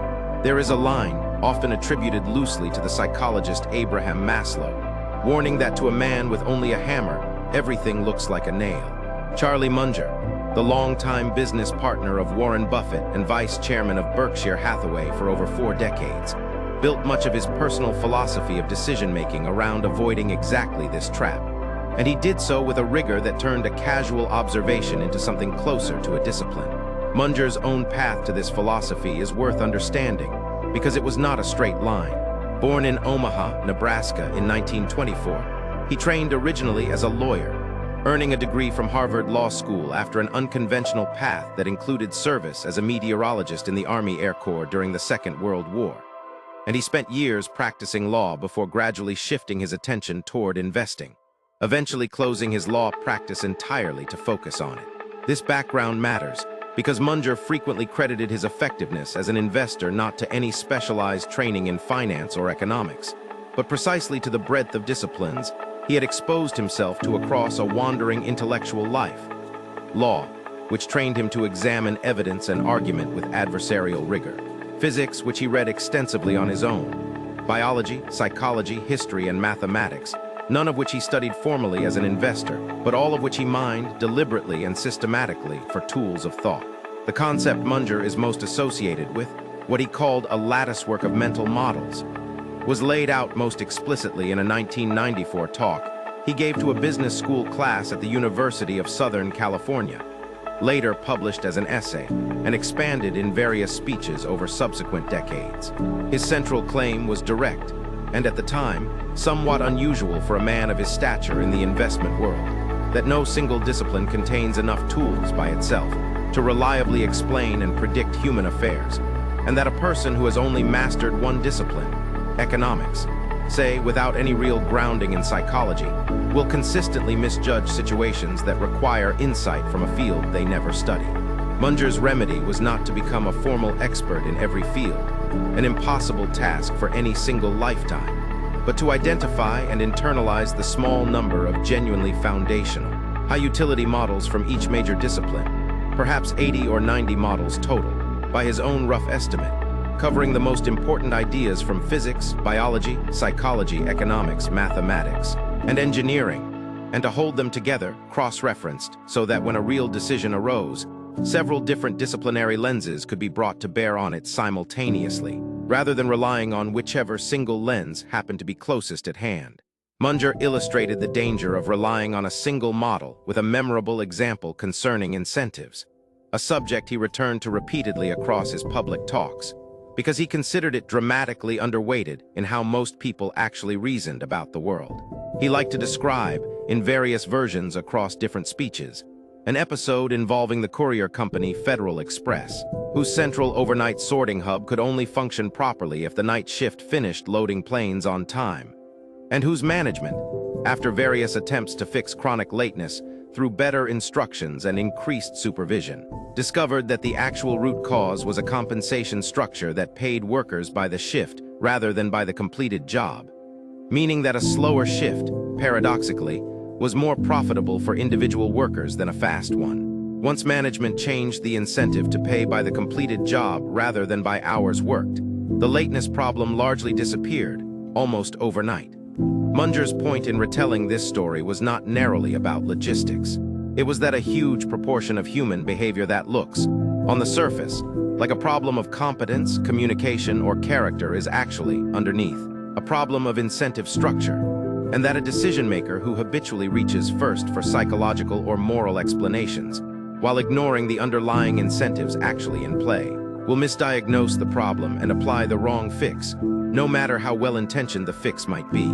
This connects directly to a second concept Munger developed at length, one that borrows explicitly, and by his own account deliberately, from Charles Darwin's method rather than from any formal business theory, the deliberate practice of actively searching for evidence against one's own favored conclusion, rather than passively waiting for such evidence to appear. Munger frequently cited Darwin's working method as a model, noting that Darwin trained himself to record disconfirming evidence, observations that seemed to contradict his emerging theory, with particular care, precisely because he understood that the human mind naturally, effortlessly, and almost invisibly discards or minimizes evidence that contradicts an idea it has already grown attached to, while readily absorbing anything that confirms it. Modern psychology has a name for this tendency, confirmation bias, and it sits alongside the heuristics identified by Kahneman and Tversky as one of the most thoroughly documented and most stubbornly persistent errors in human reasoning. Munger's specific discipline for combating it, which he described applying to his own investment decisions, was to force himself to construct the strongest possible case against any position he was inclined to favor before allowing himself to act on it. Not a token gesture toward the opposing view, but a genuine, rigorous attempt to argue the other side as forcefully as its most capable advocate would argue it. He formalized this into what became one of his most quoted principles, phrased with characteristic bluntness in his 2007 commencement address at the USC Good School of Law. "I never allow myself to have an opinion on anything that I don't know the other side's argument better than they do." This is a considerably higher bar than most people apply to their own opinions, and Munger was explicit that he considered it non-negotiable for any decision carrying real stakes. The discipline forces a specific and uncomfortable kind of intellectual honesty. It is one thing to dismiss an opposing argument you have never actually understood in its strongest form, and quite another to genuinely construct that argument yourself in its best possible version, and then decide, having done so honestly, that your original position still holds. Many opinions subjected to this test simply do not survive it. A third pillar of Munger's approach, closely related to the first two, concerned what he called inverting a problem, a method he traced explicitly to the 19th century German mathematician Carl Gustav Jacobi, who was fond of the maxim in Munger's paraphrase, "Invert, always invert." The technique is simple to state and surprisingly difficult to practice consistently. Rather than asking directly how to achieve a desired outcome, ask instead what would guarantee failure, and then work to systematically avoid those specific paths. Munger applied this test relentlessly to investing, rather than asking, primarily, how to pick a winning stock, an approach that invites exactly the kind of overconfident, narrative-driven thinking that behavioral research has shown to be unreliable. He preferred to ask what specifically would destroy an investment: excessive debt during a downturn, a business with no durable competitive advantage that could be easily replicated by a well-funded competitor, management with a demonstrated history of dishonesty toward shareholders, an industry facing structural, irreversible decline. Eliminate the paths that reliably lead to failure, Munger argued, and the paths that remain are disproportionately likely to lead somewhere worth going, even without ever having directly identified what success would look like at the outset. It is worth noting, in fairness to a fuller and more honest picture of Munger, that he was also famously blunt, occasionally to the point of outright rudeness, in how he expressed these views publicly, and that his approach, treating most conventional wisdom with active suspicion, insisting on cross-disciplinary rigor most people are simply unwilling to invest the time in, is genuinely demanding in a way that resists easy imitation. Munger himself acknowledged this directly, describing his own reading habits, which by most accounts consumed several hours of most days across his entire adult life, as unusual even among his highly educated peers, and he was skeptical that most people would actually put in the sustained effort his method required, regardless of how much they might admire it in the abstract. This is worth stating plainly rather than glossing over, because a documentary that presents Munger's Latticework as an easy, quickly acquired trick would be doing exactly the kind of intellectual shortcut Munger spent his life warning against. What makes Munger's contribution distinct from everything examined earlier in this film is not any single insight. Incentives, confirmation bias, inversion, and cross-disciplinary thinking all have identifiable roots in earlier traditions, some of them stretching back to the ancient philosophers already discussed. What is distinct is the deliberate, almost engineering-minded insistence on combining these tools into a single working system, checked against each other, rather than relying on any one of them in isolation. A person who has only mastered incentive analysis will explain everything through incentives and miss the cases where genuine incompetence, rather than misaligned incentive, is the actual cause. A person who has only mastered psychological bias will see bias everywhere and underweight the cases where a straightforward structural or economic explanation is the correct one. The Latticework, properly built and properly maintained, is precisely the discipline of knowing which tool the specific situation in front of you actually calls for. A discipline that brings us naturally to Munger's decades-long business partner, and to a concept the two men developed together that may be the single most practically useful idea in this entire film. In 1996, in his annual letter to Berkshire Hathaway shareholders, Warren Buffett wrote a sentence that has since become one of the most quoted lines in the history of investment writing. that an investor needs to do very few things right, as long as major mistakes are avoided, and that what matters far more than a high IQ or specialized insight is knowing the boundaries of one's own understanding and staying decisively within them. He was describing a concept he and Charlie Munger had been applying in practice for decades before it acquired its now familiar name, the circle of competence. The idea, stated plainly, is almost embarrassingly simple, which is precisely what makes it easy for talented, ambitious people to overlook. Every person has a genuine, hard-won area of understanding, built through years of direct study, experience, and accumulated feedback about what actually works. Outside the edge of that area, understanding drops off sharply, no matter how intelligent or generally well-informed the person is. The circle of competence is not a measure of raw intelligence. Buffett has repeatedly said, across interviews and shareholder letters spanning decades, that some of the most intelligent people he has encountered in his career have also been among the worst investors, precisely because their intelligence gave them the confidence to venture, without hesitation, into subjects they did not actually understand as well as they assumed. The circle is a measure of something narrower and rarer. Honest self-assessment about exactly where genuine understanding ends and mere familiarity or confidence begins. Buffett has offered a specific, memorable test for locating this boundary, one he has described in various forms across shareholder meetings. The ability to write down, in a single page in plain language, exactly why a particular investment will succeed. Its business model, its competitive position, the specific threats that could damage it, and the reasons those threats are unlikely to succeed, without resorting to jargon or vague optimism. If a person cannot produce that page with real conviction and real specificity, Buffett's advice is direct. The investment sits outside their circle of competence, regardless of how promising it might feel, and no amount of enthusiasm compensates for the missing understanding. This test generalizes well beyond investing. A manager considering a major strategic pivot into an unfamiliar market, a person considering a career change into an unfamiliar field, a doctor considering a treatment outside their specific area of clinical training. In each case, the same page-length test applies. Can you explain, specifically and without hand-waving, why this will work, in a way that would survive serious questioning from someone who actually knows the field? If not, the confidence to proceed is borrowed, not earned. The most famous demonstration of this discipline in Buffett's own career concerns an entire industry he spent decades deliberately avoiding: technology. Through the 1990s, as the technology sector produced some of the most spectacular investment returns in American financial history, and as Buffett faced years of public criticism, including direct questioning from shareholders and financial journalists, asking why Berkshire Hathaway held no meaningful position in companies driving the era's most talked-about growth, Buffett held his position, explaining repeatedly that he did not understand technology businesses well enough to forecast their competitive dynamics over the 10 to 20-year horizon his investment approach required, and that this lack of understanding, not any judgment about the sector's merit, was reason enough to stay out of it.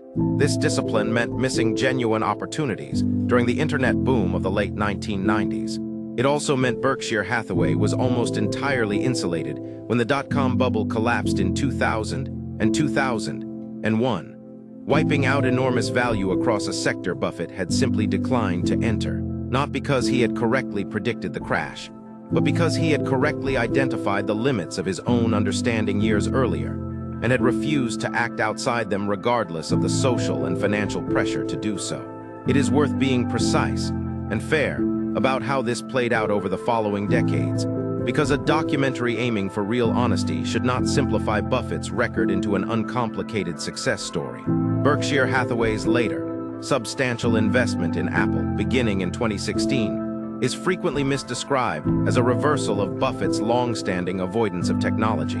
Buffett himself, along with his investment lieutenants Todd Combs and Ted Weschler, who were centrally involved in building the position, has consistently described the Apple investment not as a bet on technological innovation in the traditional sense, but as an investment in a consumer products company with extraordinarily loyal customers and immense pricing power, a business he felt he genuinely understood, evaluated through the lens of brand loyalty and consumer behavior, rather than through the lens of software architecture or semiconductor engineering. Whether this framing fully holds up to scrutiny is a matter reasonable financial analysts have debated. But the underlying discipline it reflects is consistent across the decades. Rather than force himself to develop expertise in an unfamiliar domain, Buffett found the angle of an unfamiliar business that intersected with a domain he did genuinely understand, and confined his actual judgment to that intersection. Munger, characteristically blunter, described the same discipline using an image borrowed from card games. The wise investor behaves like an expert poker player who has learned precisely which hands to play and which to fold, understanding that the money is made not by playing every hand aggressively, but by playing very few hands, chosen with unusual care, and playing those few hands with real conviction and appropriate size. This connects directly to another principle Buffett and Munger both emphasized repeatedly across decades of shareholder letters and public talks: that patience, in the specific sense of the willingness to do nothing for long stretches while waiting for a genuinely favorable opportunity, is not a passive absence of activity, but an active, disciplined decision, requiring real psychological effort to sustain, particularly in an industry that structurally rewards the appearance of constant activity. Buffett has compared the discipline to a baseball batter facing no-called strikes, able to let pitch after pitch go by without penalty, waiting specifically for the pitch that sits squarely within his own proven strengths, rather than swinging at every reasonably attractive pitch simply because it is there. This patience has a specific, quantifiable cost that is worth naming honestly, because glossing over it would misrepresent how demanding the discipline actually is in practice. Sitting on cash, or declining to enter a booming sector everyone around you is profiting from, produces real, sustained social and psychological pressure.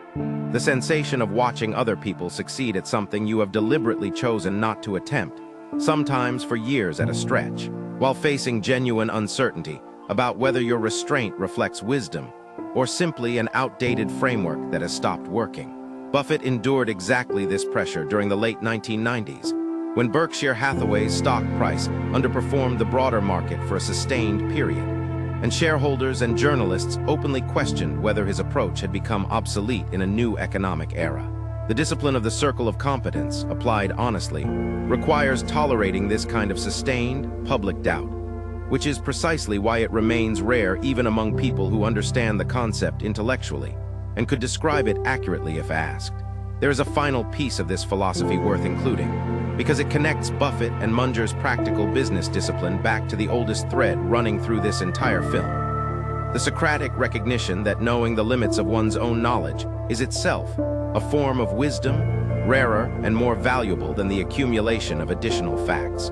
Buffett has said, in various forms across many interviews, that the size of a person's circle of competence matters far less than the accuracy with which that person has mapped its actual boundaries. A narrow circle, honestly and precisely mapped, produces good decisions consistently, because every decision made within it rests on genuine understanding.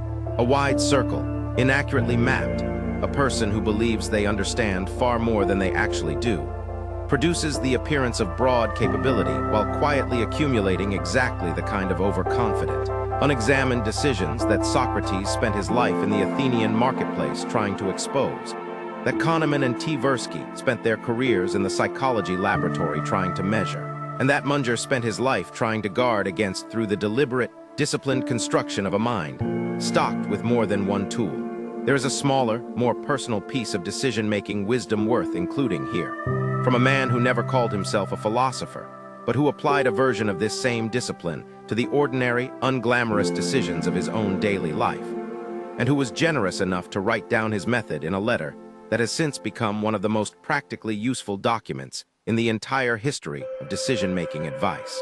In September of 1772, Benjamin Franklin, then living in London as a colonial representative, received a letter from his friend Joseph Priestley, the scientist and theologian, asking for advice on a difficult personal decision Priestley was facing. Franklin's reply, since reprinted in countless collections of his correspondence, does not offer an opinion on Priestley's specific dilemma at all. Instead, it offers something more valuable and more durable, a method, described in Franklin's own plain, unpretentious prose, for making any difficult decision more clearly, which Franklin himself called moral or prudential algebra. The method, as Franklin describes it, is disarmingly simple. Divide a sheet of paper with a line down the middle, writing pro over one column and con over the other. Over the following days, whenever a consideration favoring one side or the other occurs, write it down briefly in the appropriate column. Franklin's genuine insight begins after this first, obvious step in what he does next. Rather than simply counting which column contains more items, treating each consideration as equally weighted, he instructs Priestley to examine the two lists together and look for items of roughly comparable weight. One reason on the pro side and one on the con side that seem, on reflection, to carry similar importance, and to strike both out together, canceling them from further consideration. If a single strong reason on one side seems roughly equal to 2 or 3 weaker reasons on the other, those can be struck out together as a group, in the same balanced fashion. The process continues, item by item, comparison by comparison, until one column is entirely eliminated, or until what remains makes the balance of the decision considerably clearer than it appeared at the outset. What makes this method genuinely more sophisticated than the simple pro and con list it superficially resembles, a technique most people already use, usually without much benefit, is precisely this weighting step, which forces a specific kind of honesty the simple version allows a person to avoid. An unweighted list treats a trivial consideration, and a life-altering one, as contributing equally to the final tally, which means a decision can be tilted by a long list of minor points stacked against a single, far more consequential one, simply because minor points are easier to generate in volume than major ones. Franklin's method forces the decision-maker to actually compare considerations against each other directly, pair by pair, rather than simply counting entries, a discipline that closely echoes the deliberate, comparative weighing Aristotle described as central to practical wisdom, translated here into a method plain and mechanical enough for an ordinary person to actually use on an ordinary evening, without any specialized philosophical training. Franklin closes his letter to Priestley with a characteristically modest but genuinely useful observation about the limits of the method, noting that although the weight of individual reasons cannot be reduced to precise numerical values in the manner of true algebra, this deliberate side-by-side comparison of the respective weights, as he puts it, allows a person to judge the overall balance better than they would by considering all the reasons confusedly together, jumbled in the mind at once, and that this structured process, in his own experience, had saved him from making several premature and ultimately regrettable decisions across his life. It is worth noting what Franklin does not claim. He does not claim the method guarantees a correct decision, only a clearer view of the actual balance of considerations already present in the decision-maker's own mind. A modest, honest claim entirely consistent with the more careful language every serious thinker examined in this film has used when describing what disciplined judgment can and cannot promise. The method's real value lies in exactly the friction it introduces. The requirement to write each consideration down rather than let it remain a vague impression, and the requirement to compare items directly against each other rather than simply accumulate a longer list on the side that already feels more appealing.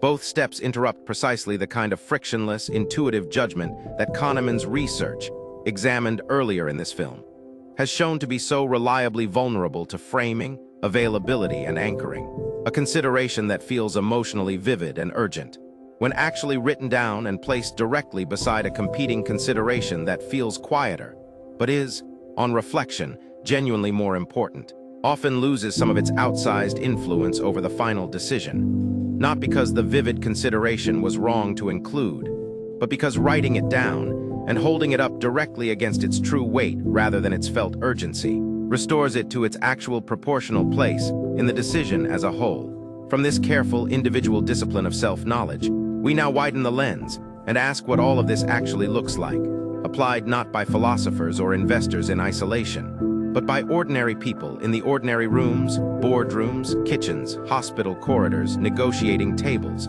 where the decisions of an actual life get made. Picture an ordinary Tuesday. A woman sits across from her manager, having just been offered a promotion that comes with a substantially higher salary and a title she has wanted for years, attached to a role that will require relocating her family, working under a leadership team with a documented history of overworking its people, and stepping away from a research project she has spent 3 years building and genuinely loves. There is no ancient temple here, no wax tablet, no philosopher waiting outside the door to ask uncomfortable questions.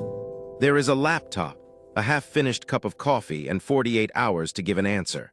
And yet every principle explored across this film converges, quietly, in exactly this kind of unremarkable moment. Socrates would begin by questioning the words, doing the most unexamined work in her reasoning. What does opportunity actually mean in this specific case, stripped of its comforting vagueness? Is the promotion an opportunity to do work she finds meaningful, or an opportunity to acquire a title that will impress people whose opinion, on reflection, she may not actually value as much as habit suggests she does? The word opportunity is doing enormous persuasive work in the sentence, "This is a great opportunity." And very little of that work has actually been verified against her own specific values, rather than borrowed from a generic cultural script about what career advancement is supposed to mean. Marcus Aurelius would ask her to separate what is actually within her control from what is not.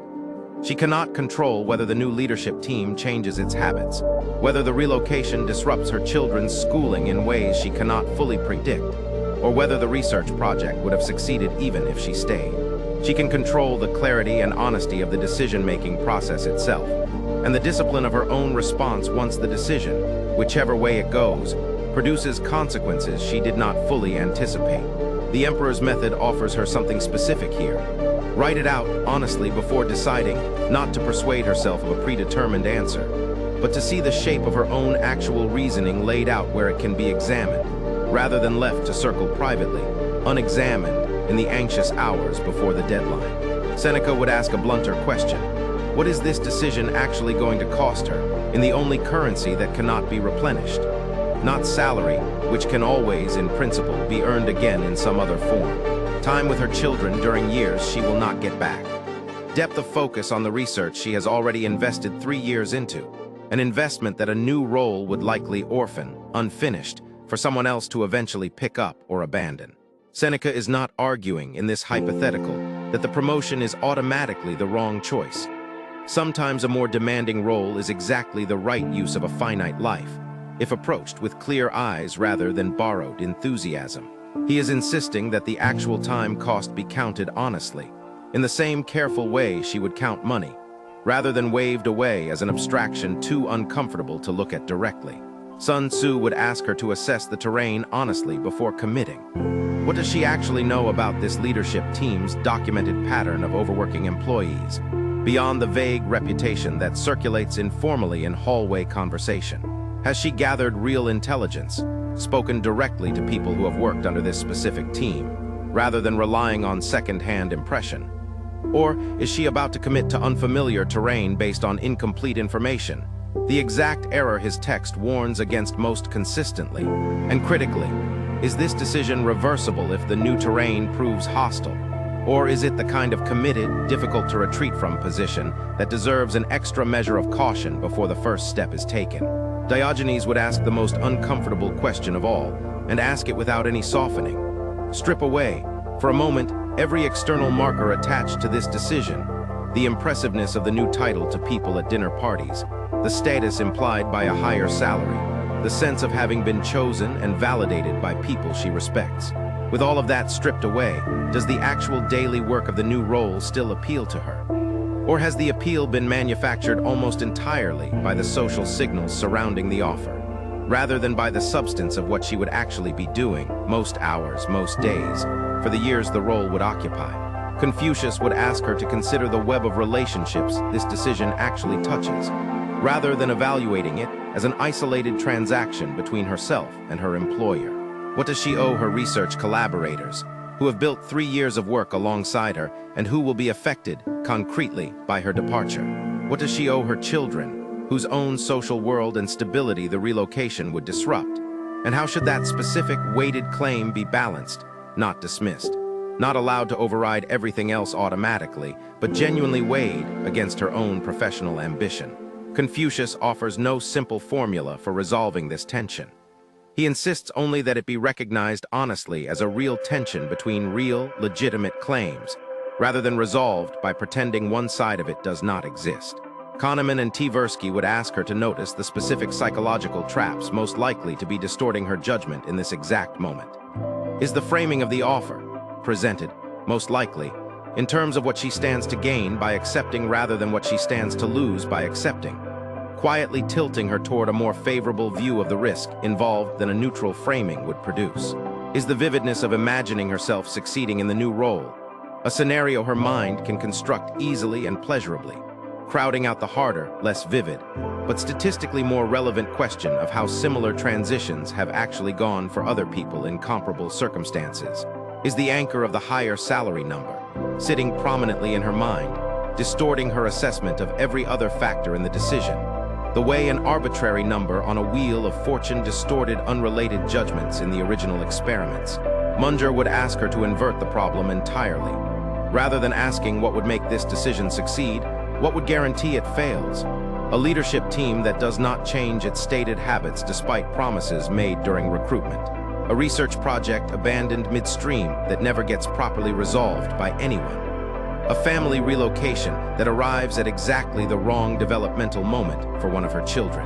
Having named these failure modes specifically, rather than leaving them as vague background anxiety, she can ask a sharper, more answerable question. Has she actually gathered enough specific evidence to judge whether these particular failure modes are likely? Or is she simply hoping, without real evidence either way, that they will not occur? And Buffett would ask the simplest, and in some ways the hardest question of all. Is this decision squarely within her circle of competence, or does it require expertise in managing a much larger team, in navigating an unfamiliar organizational culture, in sustaining a long-distance research collaboration she has never attempted before, that she does not yet actually possess? If it requires new competence she does not yet have, that is not automatically a reason to decline. But it is a reason to enter with appropriate humility, a deliberate plan for closing the specific gaps in her own understanding, and clear eyes about the fact that she is stepping, at least temporarily, outside the terrain where her judgment has been reliably tested before. None of these questions, asked individually, produces an automatic answer. That is not a flaw in the method. It is the entire point. What each tradition offers is not a formula that decides for her, but a specific, well-tested lens that reveals a piece of the decision she might otherwise have missed entirely, left to her own unexamined instincts under time pressure. The genuinely rare skill, cultivated across a lifetime rather than acquired in a single afternoon, is holding several of these lenses at once. The Stoic's inward composure, the strategist's outward assessment of terrain, the psychologist's suspicion of easy intuition, the investor's humility about the edges of understanding, and knowing in any given moment which lens the specific situation actually calls for. This same convergence of traditions plays out, at a larger scale and with higher visible stakes, in the boardrooms where organizations decide their futures. A company facing a market downturn that behaves according to Seneca's warning against wasted time will cut the obviously unproductive activity first, rather than the difficult, ego-protecting activity that is actually unproductive, but harder to admit. A leadership team that has internalized Sun Tzu's patience will resist the pressure to announce a bold new strategy simply to appear decisive to nervous shareholders, and will instead spend the harder, less visible months actually assessing the terrain before committing resources. A founder who has internalized Munger's habit of arguing the strongest case against her own plan, rather than surrounding herself with advisors who simply confirm what she already wants to hear, will catch flaws in that plan months before a market correction would otherwise force the same discovery, at far greater cost. The thread connecting a Roman emperor's private journal, a Chinese general's treatise on war, an eccentric philosopher's jar in the Athenian marketplace, a psychology laboratory in Jerusalem, and an unassuming office building in Omaha is not coincidence, and it is not merely intellectual curiosity.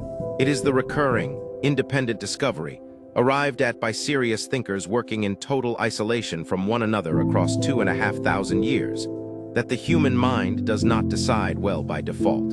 It decides well through cultivated habit, examined assumptions, honest accounting of cost, patient assessment of real conditions, deliberate resistance to social pressure, systematic checking against known cognitive traps, and unflinching honesty about the actual boundaries of one's own understanding. None of these habits arrives naturally. Each one had to be discovered, articulated, and then practiced deliberately against the grain of easier and more comfortable instincts by every person and every tradition examined in this film. Return for a final moment to Alexandria, though not to the fire, and not to the argument over how the collection was actually lost. Picture instead an ordinary afternoon centuries before any of that decline began, when the library was simply working, the way it worked on most days for most of its long existence. Scholars bent over scrolls in the fading light, a scribe copying a text that had arrived that morning from a ship in the harbor, Eratosthenes somewhere in the building measuring shadows, entirely unaware that his careful, patient calculation would still be cited, admired, and taught 2,000 years after his death. No one in that room knew which of their small, unremarkable daily choices would compound into something lasting, and which would simply be forgotten along with almost everything else that has ever been thought or written. They could not have known. No one ever can, in the moment a decision is actually made. This is, in the end, the most honest thing to say about everything this film has covered. Marcus Aurelius did not know, writing by lamplight in a military tent, that strangers born 2,000 years later would read his private, unpolished doubts and find in them exactly the composure they needed for their own far smaller battles. Seneca did not know, composing an essay on the shortness of life, that its warning would still land with full force in an age of devices designed, with far more sophistication than anything Rome could build, to fragment a person's attention into pieces too small to notice being spent. Confucius died believing his political project had failed, with no way of knowing that his students' careful preservation of his ordinary conversations would shape the governance of a civilization for the next 2 millennia. Kahneman and Tversky, arguing over experimental questions in a Jerusalem office, did not know they were building the foundation of an entire discipline that would eventually carry Kahneman to Stockholm and reshape how economists, doctors, and judges understood the fallibility of their own careful reasoning. None of them decided well because they could see the future. They decided well because they had built, through years of unglamorous, repeated practice, a way of thinking that did not depend on seeing the future at all, a discipline sturdy enough to hold up under uncertainty, precisely because it was never built on the false promise of certainty in the first place. This is, perhaps, the deepest thread joining every figure and every tradition this film has walked through. Not one of them offers a method for guaranteeing the right outcome. Every single one of them, from the barefoot philosopher in the Athenian marketplace to the investor in his modest Omaha office, insists on the same, more modest, more durable claim, that a good decision and a good outcome are not the same thing, that the first is within a person's reach and the second is not, and that a life spent cultivating the first, patiently, without guarantee of the second, is nonetheless the only kind of life available to anyone who wants to live with real integrity rather than borrowed confidence.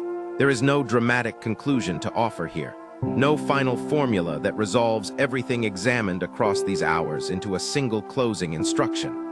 That would betray almost everything this film has actually argued.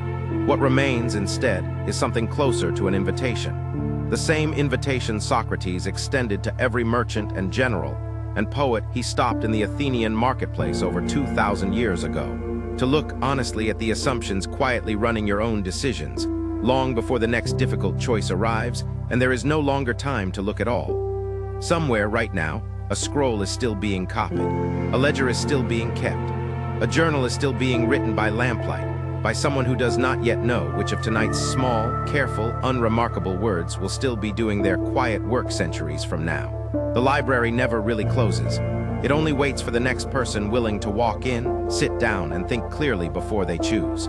Somewhere tonight, someone is standing at their own version of that river, a resignation letter, an unanswered call, a truth they have been putting off saying out loud. They will not have a Roman legion behind them, and there will be no historian 2,000 years from now recording what they decided. But the river will feel just as real to them as it did to the general standing on its northern bank, and the crossing will matter just as much to the life it belongs to. What Socrates, Marcus Aurelius, Seneca, Sun Tzu, Confucius, and every other mind gathered in these 3 hours actually left behind was never a guarantee.